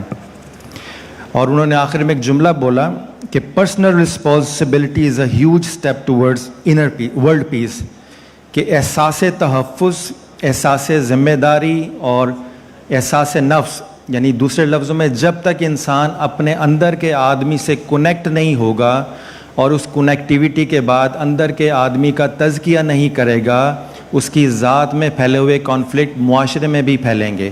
اگر اس کی ذات میں امن ہوگا تو وہی امن جب اس کی ذات سے نکل کے اس کے ارد گرد کے ماحول میں پھیلے گا، خواہ وہ گھر کا ماحول ہو، دوستوں کا ہو، رشتوں کا ہو، اور وہی جب مل کے پھیل کے آگے معاشرے میں پھیلے گا تو ذات کے اندر کا چھپا ہوا امن، پیار اور محبت جب معاشرے میں ٹرانسفر ہوگا تو معاشرے میں پیار، محبت اور امن پھیلیں گے، اور معاشرے سے ہی پھر ملک بھی بہتر ہو جائے گا.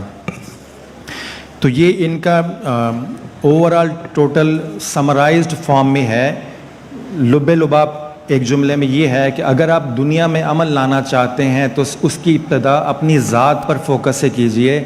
جب تک آپ کے اندر کا آدمی پرامن نہیں ہوگا، جب تک آپ کے اندر کا آدمی پیار اور محبت کے جذبات، احساسات اور افکار و نظریات سے واقف نہیں ہوگا، اس وقت تک اندر کا آدمی آپ کی شخصیت کو یہ ساری چیزیں نہیں دے پائے گا. اور یہ جب ساری چیزیں اندر کے آدمی کے پاس ہوں گی تو یہی چیزیں پھر آگے معاشرے میں ٹرانسفر ہوگی، جس سے معاشرے میں انقلاب آئے گا. بہت بہت شکریہ. Thank you. شکریہ ڈاکٹر نعیم مشتاق صاحب. We will continue with this session now. I would like to invite the panel to the stage now.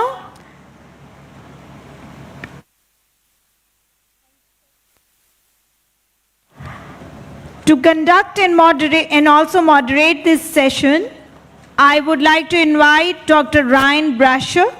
Dr. Ryan Brasher is Head Department of Political Science at FCC University, Lahore. For this panel discussion, I would also like the following panelists to join us on stage. Dr. Hussain Mohyuddin Qadri Sahab, Deputy Chairman, Minhaj University, Lahore. Sir, kindly join us on stage.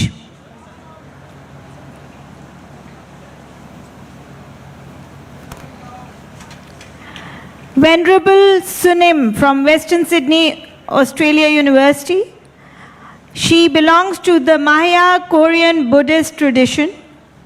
Venerable Sunim, kindly join us on stage for the panel discussion. I would also request Dr. Imtiaz Yusuf from Mahida University, Thailand. He's here. Kindly, sir, join us on stage for the panel.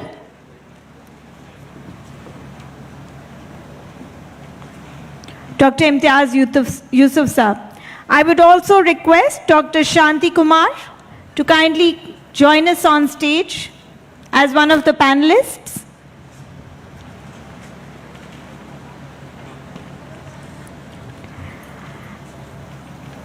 The discussion for the panel is on the following topic. The religions have acquired a new awareness of their social responsibility in today's world. Over to Dr. Ryan Brasher. Thank you.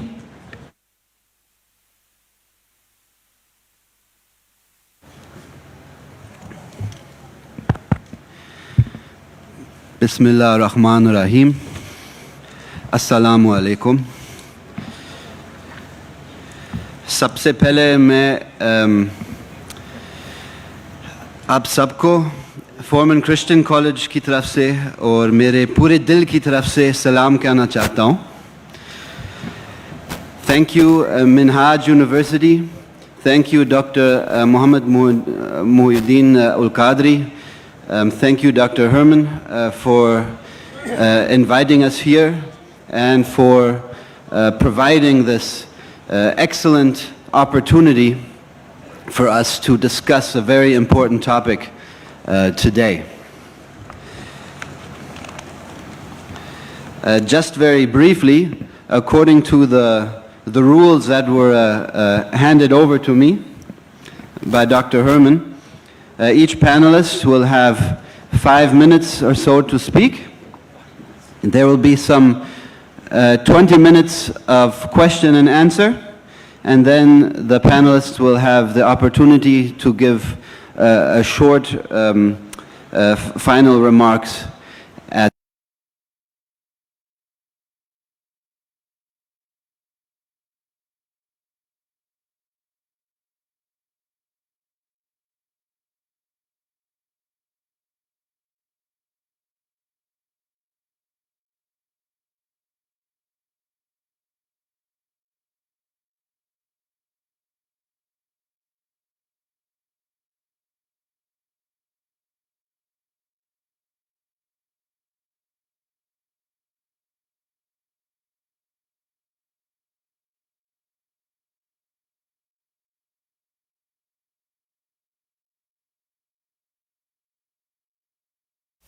We will begin with the Venerable Bamyun Sunim.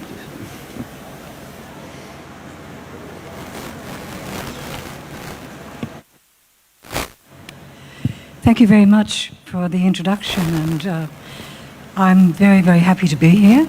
I'm very grateful for the invitation, and I think for me the important thing about this conference for myself and hopefully for all of us is that we get a chance to meet from the heart. So there's a lot of different scriptural references, there's lots of academic kind of research and constructs, but really, as Charlie spoke of in the initial session, really it's about an awakening in us. These deep scriptures can point to that inner path, but unless we actually turn inwards and we come to know ourselves and to befriend ourselves, to care for ourselves, to forgive ourselves, to love ourselves, to have compassion for ourselves, we're not capable of doing that in the world.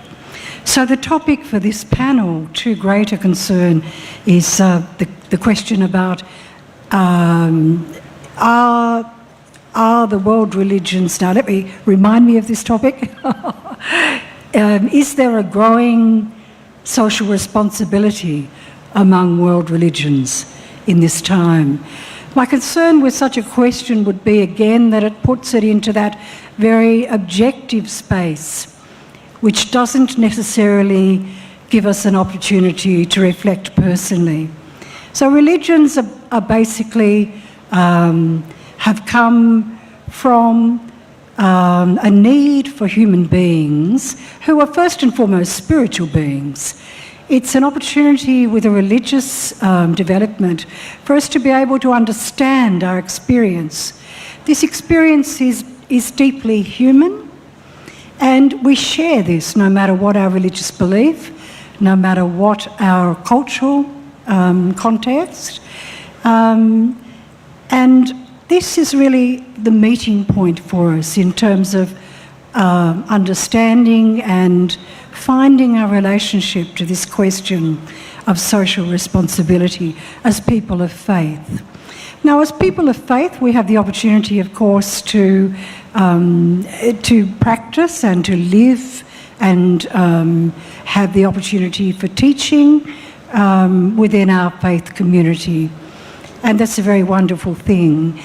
But we each have to step into that in ourselves, because for each of us, the realization of ourselves as spiritual beings and essentially as religious beings is something that we must come to through our own investigation. What I want to just mention here very briefly is what is it that we can focus on? What is it that we need to see about ourselves and about our relationship to the world that has more often than not brought unskillful solutions to world problems rather than skillful solutions? And I suggest that we look at our own relationship to the world around us. And again, Charlie has made very extensive reference to this. But I just want to mention one of the core teachings of the Buddha, which is the teaching of the three poisons. The three poisons we speak of are greed, hatred, and delusion. And these three characteristics, the seeds of greed, hatred, and delusion, are in the hearts of all of us as human beings. The seeds are there. It's up to us whether we water those seeds or whether we help to transform them into the ideals of love and forgiveness and compassion, etc. These three poisons, for example, greed is the selfishness, the grasping, the attachment that we have to wanting things to go our way, wanting others to see the world through our eyes, not wanting to give space to other views, to other outpourings of life that people present to us. The second poison is hatred, anger, aversion. Anger, of course, is something that is a very difficult emotion for us to deal with. But again, we are given free will as human beings. All of us are born into this life with the opportunity to set our own path. Now, free will doesn't mean that we can just do what we like. Free will is really to follow the path of righteousness, the path that's laid down in us. That path is within us. We can find that path within us. But, of course, the world religions give us some guidelines around that. The ethics, the commandments, the precepts of each of the world religions talks about the way of living, the path of righteousness. The path of righteousness that will lead to relationship, an opening relationship to others and to the world around of us, rather than a closing down, a narrowing. The third poison we talk of is delusion, and this is kind of the underpinning of the problem. It's holding on to the wrong way of seeing. It's holding on to the view that we know what is correct. We know truth. Truth in a conditioned sense, in a human life, is relative truth. There are many truths, many relative truths among our religious traditions, among philosophies, among great teachers. These truths are relative. The absolute truth is something that we cannot express. It cannot be expressed in words, but we can experience it. Deeply, we can experience it. So again, it's looking for that truth within ourselves, and it means that we have to come face to face with the delusion, the ignorance that is part of the human condition. We need to look upon that and see the truth of it, that it comes from a desire to control, a desire to have security, a desire to know, a desire to maintain the belief that things are permanent, that things are not changing. And of course, the basis of all phenomena, ourselves and everything around us, is that in every moment, the truth is the truth of change.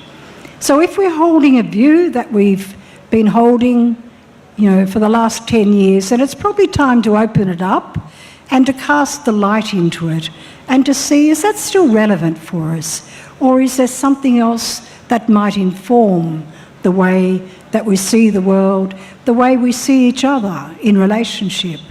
We can spend long periods of our life believing that people who are close to us are this or that or something else, and have very strong ideas about them. And not only do we not allow ourselves to express our changing nature, but we don't allow people around us to reveal themselves either. So this mind that is open, that is prepared to put down for a period, not hold so tightly to the ideas, to the beliefs, because this actually comes from fear. The truth of what we know is not going to disappear because we don't hold on to it tightly, and we don't preach it to everyone who comes into our company. The truth is something that we know in each other, not through words, but through the expression of the heart, this resonance of the heart. And this is where we need to focus our attention. We need to look with tenderness in our own heart. Bring this attitude of tenderness to ourselves, who, as human beings, we're all suffering beings. So first is to acknowledge that suffering in ourselves. When we can truly acknowledge that, we can also be very powerful advocates and agents of social responsibility in helping to mediate other suffering. Thank you.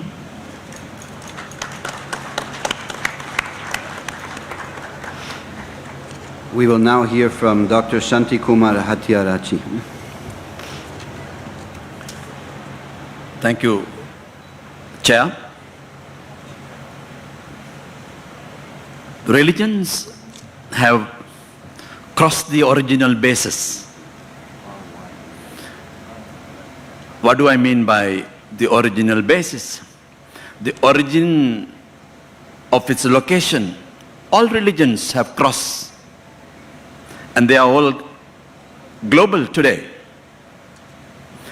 And this means that they have relocated themselves contextually. When religions relocate themselves, they face with new issues, new problems, new areas of concerns.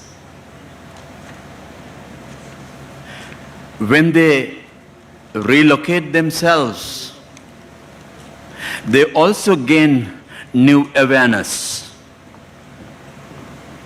And one of the key new awarenesses that they have probably found out that they no longer can be the old model.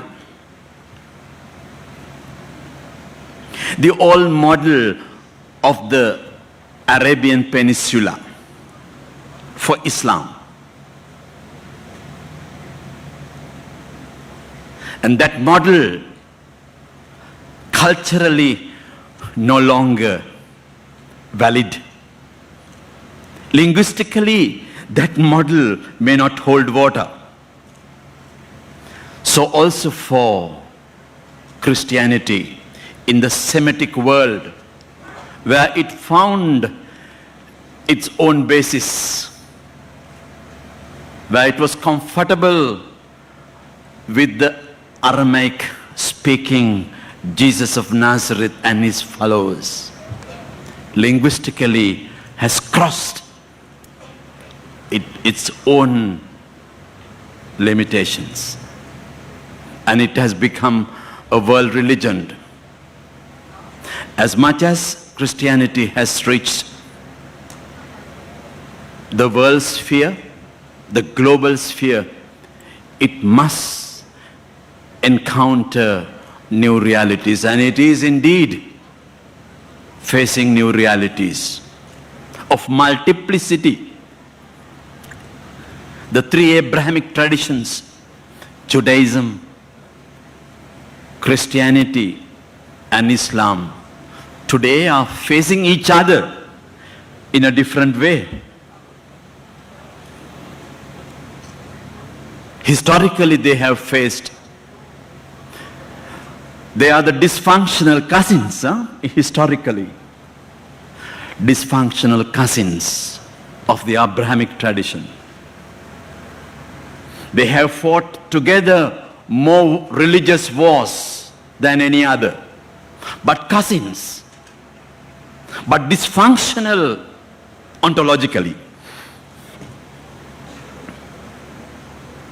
Therefore, time has come for the three Abrahamic traditions to rediscover the inner quality of moral distinction in order to face new social realities. How many linguistic traditions be part of the house of Islam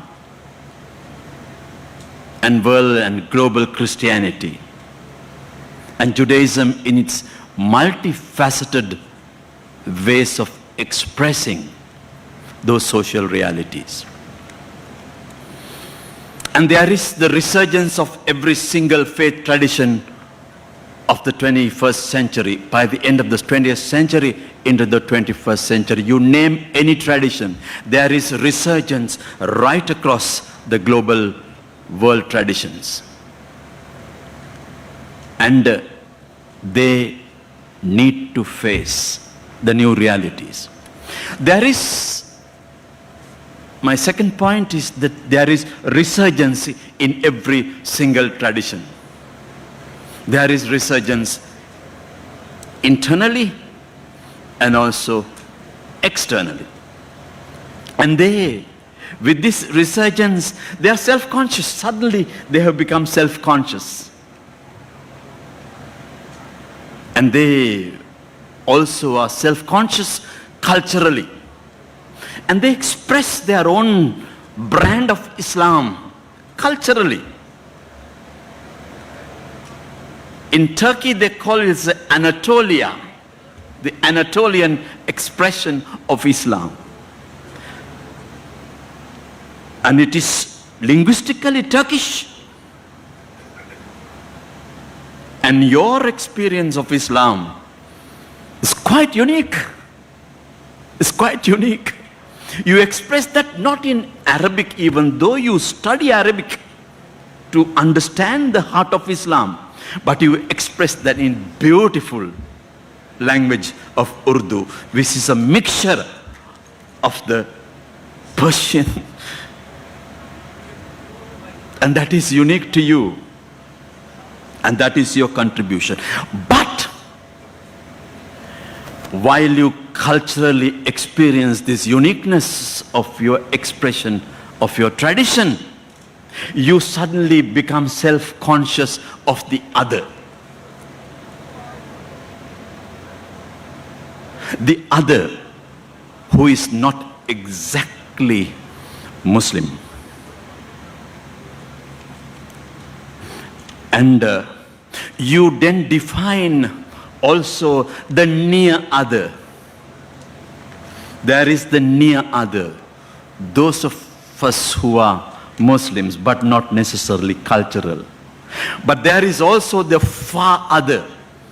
There is the near other and the far other. The far other are those who do not belong to your fold, but who share your faith, but remain far away because they are not necessarily Muslims, but they are part of a tradition. And there is those cultural other, the regional other, and the gender other, the political other. You discover a whole range of others who are different to you and to me. And it is here the real and true social responsibility comes into play. Real challenge for social responsibility is a challenge to the heart of my belief. Because I cannot be truly Islamic, I cannot be truly Christian, neither could I be truly Buddhist if I do not recognize the different other as part of my world of concerns.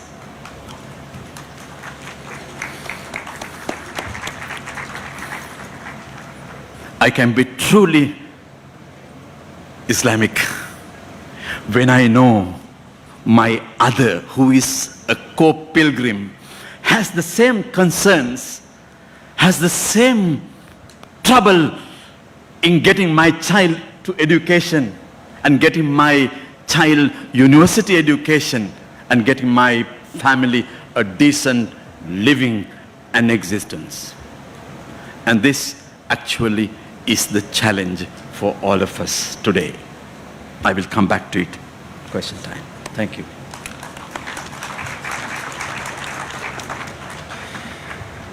We will now give the floor to Dr. Hussain Muhyiddin Qadri.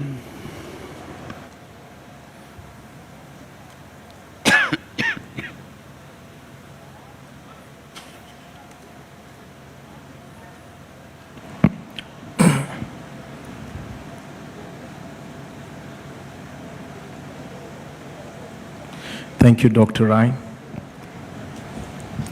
Bismillahirrahmanirrahim.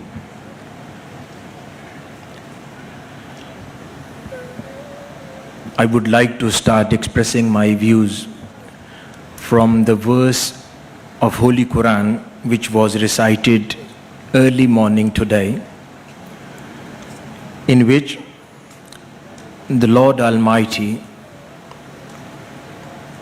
says, the righteousness is not merely that you turn your faces to east or west, but true righteousness is that a person believes in Allah, the last day, the angels, the books revealed by Allah, and messengers driven by love for Allah. He spent his wealth on the kindred, the orphans, the needy, the wayfarers, and those who ask in liberating slaves' necks. And that goes on and on. So this verse of Holy Quran basically spells out the true spirit of social responsibility which lies in the holy scriptures of Islam.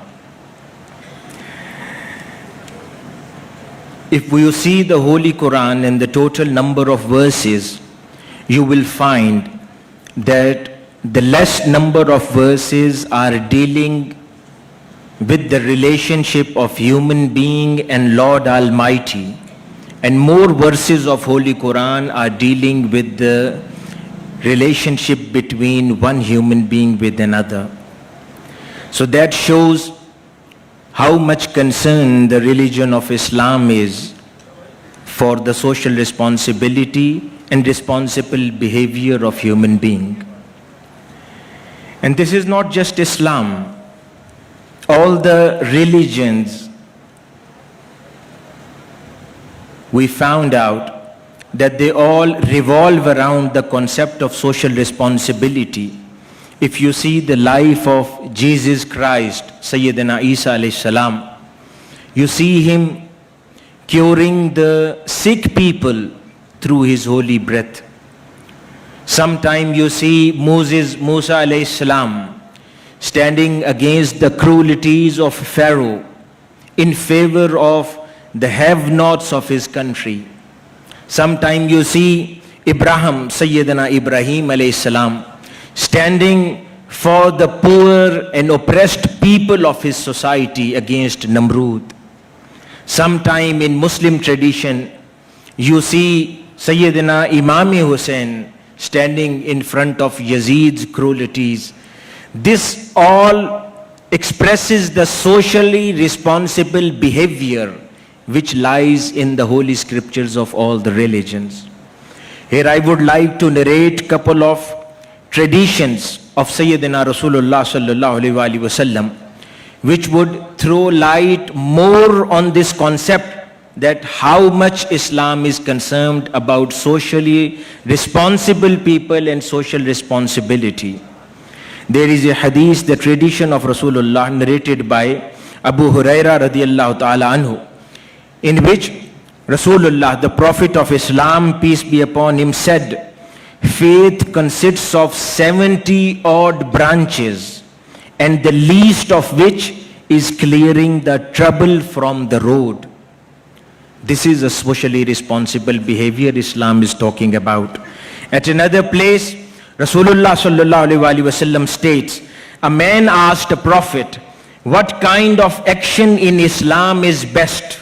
He said, the best action in Islam is that you serve the food and recite the salutation of peace to someone wherever you go, either you know him or you don't. So this is the responsible behavior and social responsibility Islam speaks about. At another place, Prophet of Islam says, Allah does not cease to attend the need of a servant as long as he attends the need of other brother. At another place, the Prophet of Islam suggested, if someone relieves a pain or agony of another brother or sister in the world, Allah will relieve him of one of his agonies at the day of resurrection. If someone makes life easy for a person in distress, Allah will make life easy for him in this world and hereafter. If someone covers the fault of other brother in this world, Allah will cover the fault of him in other world and this world as well. So dear audience and brothers, sisters, ladies and gentlemen, these were few traditions which actually expresses what kind of socially responsible behavior Islam demands from the followers. There is another hadith and tradition of Rasulullah sallallahu alaihi wasallam. He states that Allah will say, it's a beautiful tradition. It is narrated by Sayyidina Abi Huraira radiyallahu ta'ala anhu. Allah will say on the day of resurrection, O son of Adam, I fell ill, but you did not visit me. He will say, O my Lord, how could I visit you when you are the Lord of all worlds? He will say, do you not know that my servant so and so was ill, but you did not visit him? Do you not know that if you had visited him, you would have found me beside him? O son of Adam, I asked you for the food, but you did not feed me. He will say, "O my Lord, how could I feed you, as you are the Lord of all worlds?" He would say, "Don't you remember, my dead servant was hungry, but you did not feed him. If you would have fed him with food, you would have found me beside him." And this hadith goes on with similar kind of subject. So that also shows that what exactly socially responsible behavior the religion demands from the society. And the last hadith which I would like to narrate today, the Prophet of Islam, peace be upon him, said, "Traveling to attend to any brother's need is better than 10 years of secluded devotion sitting in my mosque." So this is a kind of behavior which Islam demands from the follower. It is not just about the relationship between human being and God. It is not just about the relationship for the rituals. It is not just about the worship places. It is not just about the holy scriptures. It is not just about the rituals we do according to our religion. It is about the people. It is about the people, and it is about the people. It is about resolving their problem. It is about becoming a responsible human being living in the society, addressing the people's need in this society. Dear audience, coming to the end, today, interestingly, we see a Muslim traditions and lot of great legendary names in Muslim traditions. We call them Sufis, great Sufis of Islam. If you see their life, what made them so much popular in this world? Why these great people are remembered for hundreds and hundreds of years after their demise? Because those were the socially responsible human beings in the society. Those people were the great socially responsible people. They understood what kind of social responsibility religion demands from them. For example, a story, a great Sufi Khaja Nizamuddin Awliya from Delhi. He had a great Sufi center. He had a great Sufi center in Delhi. There was a Sufi spiritual festival going on. Hundreds, thousands of his disciples and students were present in that festival. Suddenly he got to know during that festival that some ruler of some country, he has attacked some parts of Delhi and ruined the societies and societies. Hundreds of families have gone without roof. There is no more houses left for them. So he suddenly announced in that spiritual festival, no more spiritual festival, no more ritual activity. The festival is over. Let's go to that society where the houses are destroyed. We will build each and every house through the money which has been collected in this spiritual center during this festival. Till the time those houses were reconstructed, he brought all those hundreds and hundreds of family to that spiritual center and provided them with the shelter. Till those houses were reconstructed and those families were resettled back to their houses. This is responsible behavior, which is the requirement of today. And it is not just Islam. Every single religion tells us about the socially responsible behavior. When you exploit the needy, that calls for socially responsible behavior. When you do the atrocities and commit the crimes through humanity, that calls the socially responsible behavior. When weapons of mass destructions are made to kill thousands of people together, that is the time when the religions needs to stand up and call for the socially responsible behavior. Today, there is a misconception. People think that we make things which are destructive in nature, and there is a bad effect. It could be weapon, it could be drugs, it could be tobacco. Whatever we make, these corporate sectors, they think that is our business. But once We have done the destruction with the society. We spent billions of dollars on rehabilitation, so we are socially responsible people. If we could spend billions of dollars back on rehabilitation after destruction of the society, so today in the world we consider it social responsibility. But if you ask the religions, if you ask Islam, is that a socially responsible behavior? The answer is no. Islam does not ask for such socially responsible behavior. Islam asks that destructive things at first place should not be there or created, which could destroy the society, which could destroy the bonds in the society, which could destroy the nature and peace in the society. So today's conference is basically organized to discuss the socially responsible behavior, which is demand of all the religions, including Islam. Thank you very much. Now we would like to give the floor to Dr. Imtiaz Yusuf. Assalamu alaikum, bismillahir rahmanir rahim. First of all, I'd like to thank Minhaj University and thank Dr. Hussain Muhyiddin Al-Qadri for inviting me here, and also to all of you to be here this morning. Let me introduce myself a little bit more so that you can understand where I'm coming from.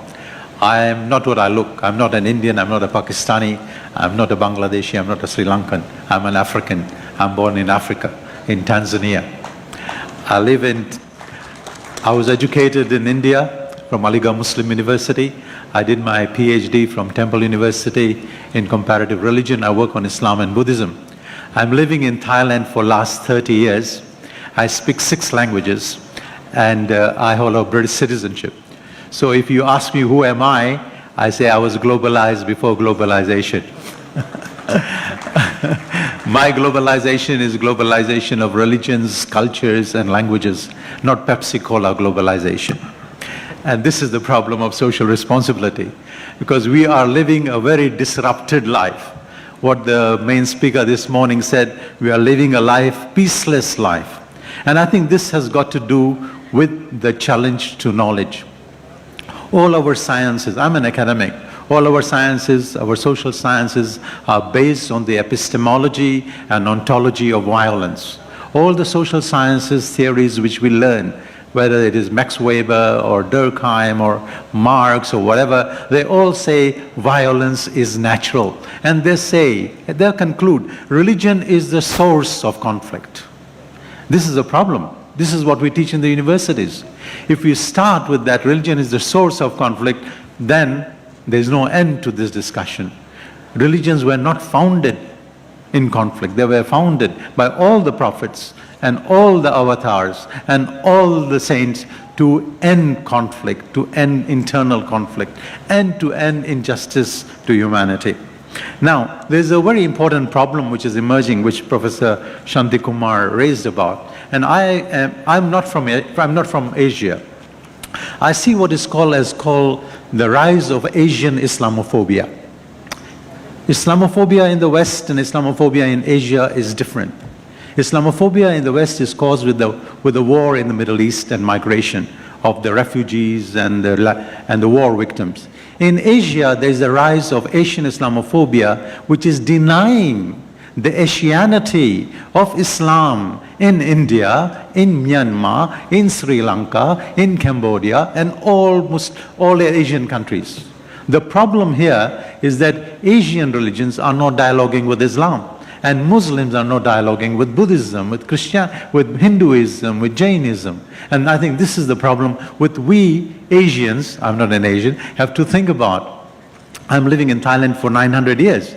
But to tell you the fact, Shanti Kumar, that for 900 years of coexistence between Islam and Buddhism in Southeast Asia, until today there is no one Muslim scholar who knows Buddhism, or one Buddhist scholar who knows Islam. So this is the historical problem, and this is the problem of knowledge. And that's what I say, that this is a challenge for education, especially for the young generation, because we are living a disrupted life. Max Muller, the founder of comparative religion, has a very nice saying. He says, he who knows one knows none. If you know one religion, basically you don't know no religion at all. We have to understand every religion. In fact, we are living in the age of what I call compounded jahiliyyah. Compounded jahiliyyah is very hard. It's compounded jahiliyyah, it is compounded avidya in Sanskrit. Means social media and everything is creating a very hard form of jahiliyyah. And this is the challenge for education for universities and universities like this. I'm very happy that your university teaches other religions. I teach it to Buddhist students. I have 400 Buddhist students, monks and lay students who study Islam with me. In the beginning, they are so much afraid of Islam, but alhamdulillah, at the end, they get to understanding Islam. So I want you to understand the challenge of Asian Islamophobia as a social responsibility for countries like Pakistan, for countries like Middle East. As you are right, Middle East has no solution for the Asian people. So the challenge here is, as Jalaluddin Rumi says, every war is stupidity, is like what the children are fighting about. So we go back to the Quran. The Quran says that religious diversity is natural. Allah has created us differently. Why? And the purpose of religious diversity is fastabiqul khairat. We have to compete with each other to do good, not to prove my religion is true or your religion is false. This is where we get stuck up. And this is a challenge of fastabiqul khairat. I remember once I was giving a talk in Indonesia, a Buddhist scholar came to me and asked me, "Sir, am I a kafir?" She asked me, "Sir, am I a kafir?" And I said, "Who told you that?" And she said, "Everybody says to me in Indonesia, I'm a kafir." So I said to her, "Are you Fir'aun?" She said, no, I'm not Fir'aun. Because she knows what Fir'aun means. I don't deny the truth. So I said, you're not a kafir. So we have to be careful on the language which we use. Now, because religious conflict is becoming new normal these days. New normal is not only China. New normal is conflict and violence, and we have to show that Islam is as much part of Asia. Dr. Hussain talked about the great Sufis of Asia, Garib Nawaz and Muinuddin Chishti, Garib Nawaz, Muinuddin Chishti, Nizamuddin Aulia, Dada Farid, many others, I don't get the name here. Yeah, they were all Asians. And Islam did not come to convert people here by force in Asia. This is a wrong misunderstanding. So this othering is taking place on both the sides. So I tell my students and to the young generation here that internet is not knowledge. Internet is not knowledge. Internet is KFC delivery, pizza delivery. You have to go search knowledge yourself. I tell this to all of you, and I tell also to the young people that knowledge is in the questions you ask about the other, who am I and who is the other. Because violence, my last statement, violence is not fundamental to religion. That is not the message of the prophets, of the Buddhas, of the saints, of every religious teacher. Thank you very much.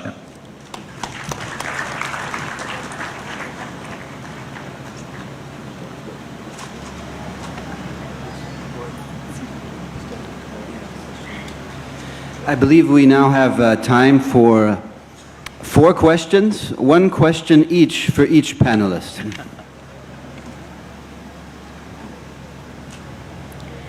There is a mic in the audience. Kindly raise your hand and they'll come to you with the mic for the question. I think I see some participants at the back wanting to ask.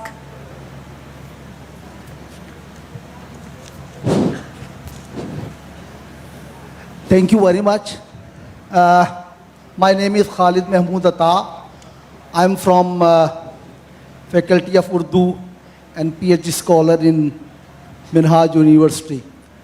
My question is that everywhere, in every department of life, we have unrest. But all the time we blame only the religion for this problem. I'm not giving you the clue to the answer to my own question, but I believe and I doubt that whether you think that only the religion is responsible or only religion is sufficiently can solve this problem? Thank you very much.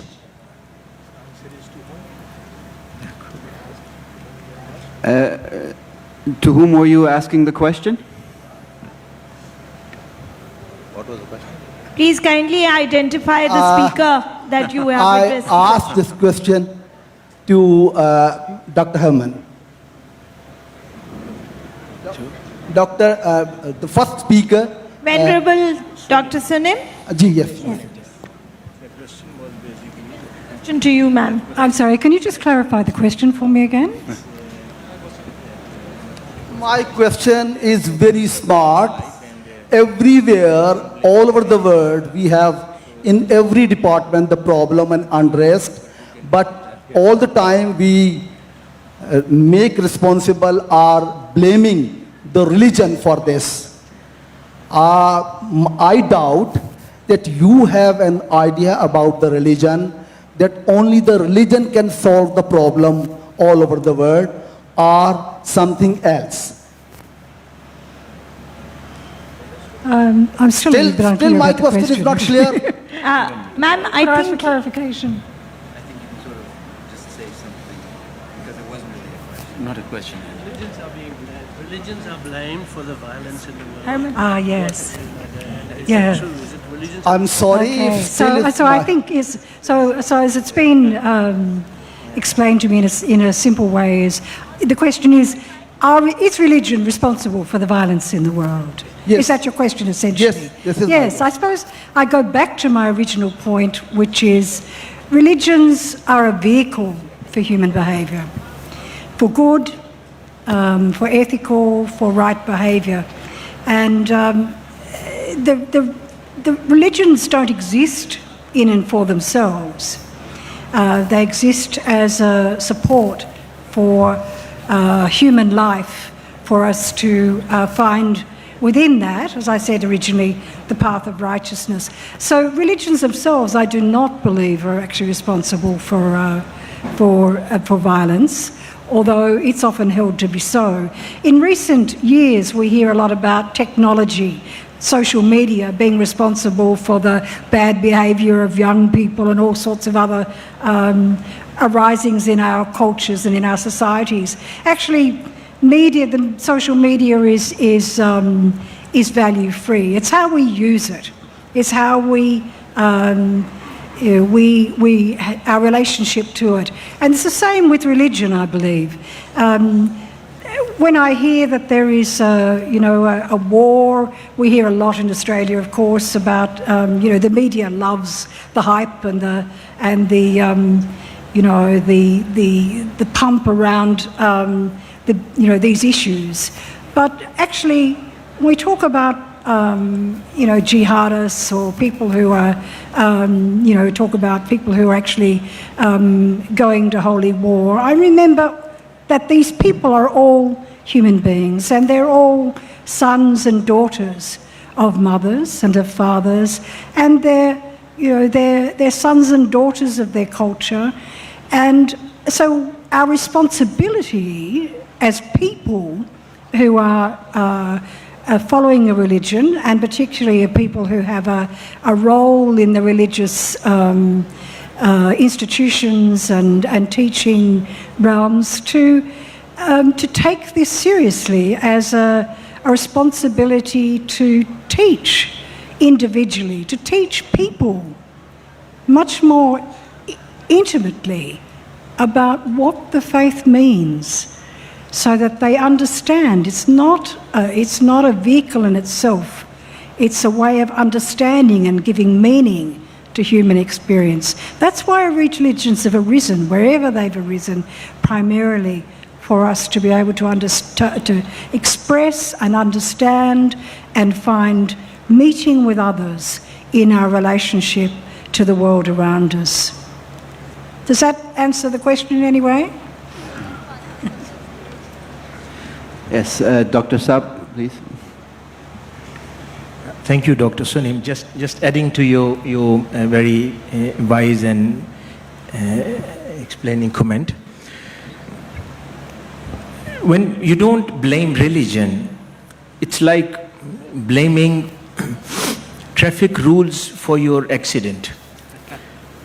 If you don't follow the rules and you get into the accident, you won't blame that the rules are not correct. Rules are correct, rules are there to provide you protection. But unfortunately, you were not following it. So this is what we do with our religions. We keep on blaming our religion for our failures, for our violence, for our troubles in this world. But if we see and try to see deep in our heart, do we really follow our religion? Or we have been following the inner voice which is coming out of our Western interests. So we follow those voices and then we keep on blaming our religion. So that was the thing. You don't blame the traffic rules for your accident. Thank you, sir. Next question. There's a question on the ladies' side. There's a question. Yes. And Dr. Alkama is going to ask. Please specify to whom you are asking the question. There's, yes, please do tell us the speaker. Yes, my name is Tariq bin Gul. I am the student of School of Religions and Philosophy. My question is from Dr. Imtiaz Yusuf Saab. As you mentioned that it's Asian Islamophobia, is it the byproduct of clash of civilization coined by Samuel P. Huntington, or is it just a westernization in the grave of globalization? You just switched off the mic. Yeah, Asian Islamophobia is a very recent product after what violent events have been taking place in the world. And that is affecting Asian people because the cause, as I said, rise of Asian Islamophobia is that Muslims are not talking with Asian religions. From Myanmar to Japan, you have so many religions here. Hinduism, Jainism, Christianity, Shinto, Confucianism. We are only talking to the Christians and Jews. We are neglecting our neighbor. And that is the cause. So there's no books, there are no scholars, there are no Muslim scholars studying Sanskrit. Al-Biruni, who wrote Kitab al-Hind, is the greatest scholar Muslim scholar of Hinduism. How many do we have today? Or those who study Buddhism? We don't. In my afternoon presentation, I'll be talking about that later. But there were in the past. So what happened since the colonial period, there's a division. And Muslims are not talking with Asian religions. So Asians are ignorant they are saying Islam is not part of Asian culture. While without I would say, there's so much poetry, there's so much Sufism, there's so many things culturally which we share with each other. Even rituals and festivals which we share with each other. So there's no reason for the rise of Asian Islamophobia. There's a question on this side, Dr. Alkama. Sir, do you have a mic with you? Yeah, I have. Struggling. It is on. Yes. My question is to Dr. Imtiaz. And I have problem with Can't hear you.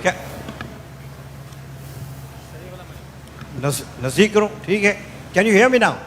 Yeah. Yeah, okay. My question is about globalization. You talked about globalization. You know, Pepsi-Cola and Coca-Cola arrived in Pakistan sometimes in the late 60s. And when it was resisted, at that particular point in time, we were called socialist.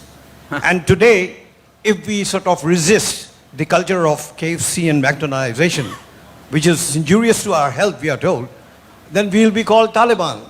So where do we go? We embrace globalization or resist it? Thank you. We can't resist globalization. We are part of globalization. But it has to become glocalization, global and local at the same time. What we are doing is that we are doing only globalization. Means if I shop in Bangkok or if I shop in New York or if I shop in Lahore maybe, it's all the same. The products it has become consumerism. And globalization is not about consumerism only. There has always been globalization. when Muslims have been traveling all around the world, when Western world has come to Asia, that was globalization in the past, but that was different time. Today we have commercialized it. Today the challenge is don't go totally global, but keep your local at the same time intact where it is. Globalization is in our pocket here. We cannot, it's in our backyard and our front yard as well. We have not, but religions have the spirit of resistance in it, inside it. The origin of every single faith, tradition, world religion is a result of resistance. So the resistance is inbuilt in religious traditions. But we have bypassed it and created a gap, possibly. Why probably Islam is still strange, if that is the case in Asia? Probably we need to review that. That Islam has the potential to be Asianized, has a great potential to be Asianized. And one of the reasons, one of the ingredients, a pathway is to begin Islam to be in deep conversation, because there is so much of treasure within Islam to be shared with other religious traditions. So is the case. I think it is also a social responsibility within Islam to begin a conversation, new, fresh conversation with other world religions. And that will be a counterpoint to Islamophobia. Thank you. Thank you, Professor Yusuf and Dr. Shanti Kumar. Just in addition to whatever is going on. There's a question right at the back. From the ladies' side. Just a minute. The discussion, the question asked by Dr. Al-Kama about the globalization, and the Professor Imtiaz Yusuf, he was explaining keeping your own identity as well as globalizing. So we have to understand there are three different models which work in this world. One model is you merge into some other thing. The other model is model of simulation. You become something, you copy something 100%. And the third model is integrating. So I believe the speakers, what they have been mentioning and explaining here, is in today's globalized world, what we need to propagate, that is the model of integration. In integration, you keep your own identities. You don't let go your own identities. You don't let go your own religion. You don't let go your own beliefs. But still you integrate on the grounds of commonalities and still having your own identity intact with you. So we still can globalize and have a peaceful world if we follow the model of integration, not mergers, not assimilation. Thank you. Just a last question. Yes.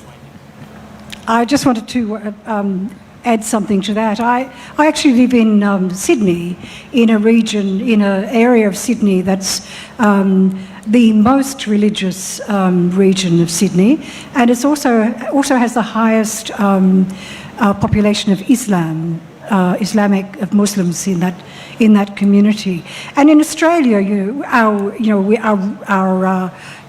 roots since the first settlement are multicultural. So we've all come from somewhere else, apart from the original people, of course, who still live there and have been living there for 60,000 years. But, we live in this community, but we live in silos. We live in the Islamic silo, the Korean silo, the Vietnamese silo. We live, and we believe that we're actually, we actually understand each other and we're living in close, relationship to others. When I look at the global concept, globalization, I believe, is an economic, principally an economic movement. It does not actually serve our interests as human beings. It doesn't really give us the opportunity to meet each other and to learn about each other. People travel the world now, countries that have not been open in that way. People come to Australia, to Pakistan, to all sorts of places in the world that they've not been to before. They go to the shopping centres, they go to the tourist sites, but do they actually meet the local people? Do we get a chance to actually talk with each other and come to know who we are? To share the things that are important to us. So I think that's where I really hope and I welcome this conference, because I think the very establishing of this university is an action of social responsibility, because it asks the questions and it opens up the possibility for us to actually come together and have a conversation. And that's the really important thing, I think. This was the last question of the session. You will get ample opportunities in the concurrent sessions to address our virtued guests. I would like Dr. Ryan Brasher to now sum up the session, and then we will break up. Over to you, sir. Thank you. Thank you very much again, Dr. Hussain Muhyiddin Qadri, for this, providing this opportunity. Dr. Herman, esteemed colleagues. I would like to end this session by briefly reading a passage from the Holy Bible, the Injil Sharif, from the words of Prophet Isa al-Masih alayhi salam. Blessed are the poor in spirit, for theirs is the kingdom of heaven. Blessed are those who mourn, for they shall be comforted. Blessed are the meek, for they shall inherit the earth. Blessed are those who hunger and thirst for righteousness, for they shall be satisfied. Blessed are the merciful, for they shall receive mercy. Blessed are the pure in heart, for they shall see God. Blessed are the peacemakers, for they shall be called children of God. Blessed are those who are persecuted for righteousness' sake, for theirs is the kingdom of heaven. Blessed are you when others revile you and persecute you and utter all kinds of evil against you falsely on my account. Rejoice and be glad, for your reward is great in heaven, for so they persecuted the prophets who were before you. You are the salt of the earth. But if salt has lost its taste, how shall its saltiness be restored? It is no longer good for anything except to be thrown out and trampled under people's feet. You are the light of the world. A city set on a hill cannot be hidden. Nor do people light a lamp and put it under a basket, but on a stand, and it gives light to all in the house. In the same way, let your light shine before others, so that they may see your good works and give glory to your Father who is in heaven. Ameen. In this passage, the Prophet Isa says that his followers, we are the salt of the earth, Zameen ka namak, and we are the light of the world, Noor-e-Dunya, Dunya ka chiragh. So, iska matlab kya hai? What does that mean? Salt has a quality that protects food. It keeps it from going bad. It also has a quality of giving taste to food. It makes it taste good. Light lights up a dark place. Now, if salt loses its saltiness, there is no more faida for it. It gets thrown away. So when people of faith lose their spirituality, they no longer have any impact on society. On the other hand, if salt stays in the salt shaker, it can have no impact on society. If we stay in our communities but don't reach out to others, then we have no impact and we do not fulfill our social responsibility. And lastly, if you put too much salt on the food, some people like salty food, it will ruin the food. So if we try to force our religiosity, if we try to force a system of righteousness and justice, we oftentimes tend to ruin it, and we create greater injustice, than we had even before when we were trying to fight it. So the key, I think, for inner spirituality to affect social responsibility is to encourage it, dil se, in the hearts of others, and let it grow grassroots. Thank you so much for this time together, and God bless you. Thank you, our auspicious panel. I would just like to mention here that we have two members of the Punjab Assembly here. We have Member Provincial Assembly, Mohtarma Simabia Tahir Saiba. Thank you for coming here and being in the session. And then we also have Barrister Amir Hassan Saab. He's here, and thank you so much, sir, for having you in our session. We will now break this August session and go for lunch. And dear audience, right after lunch at 1:45, please reconvene in the concurrent sessions in the marquees upstairs. So you have to go to our Ibn Khuldur block, which is right next to the food marquee, and kindly make space for the guests to go for lunch first. There's a separate entrance.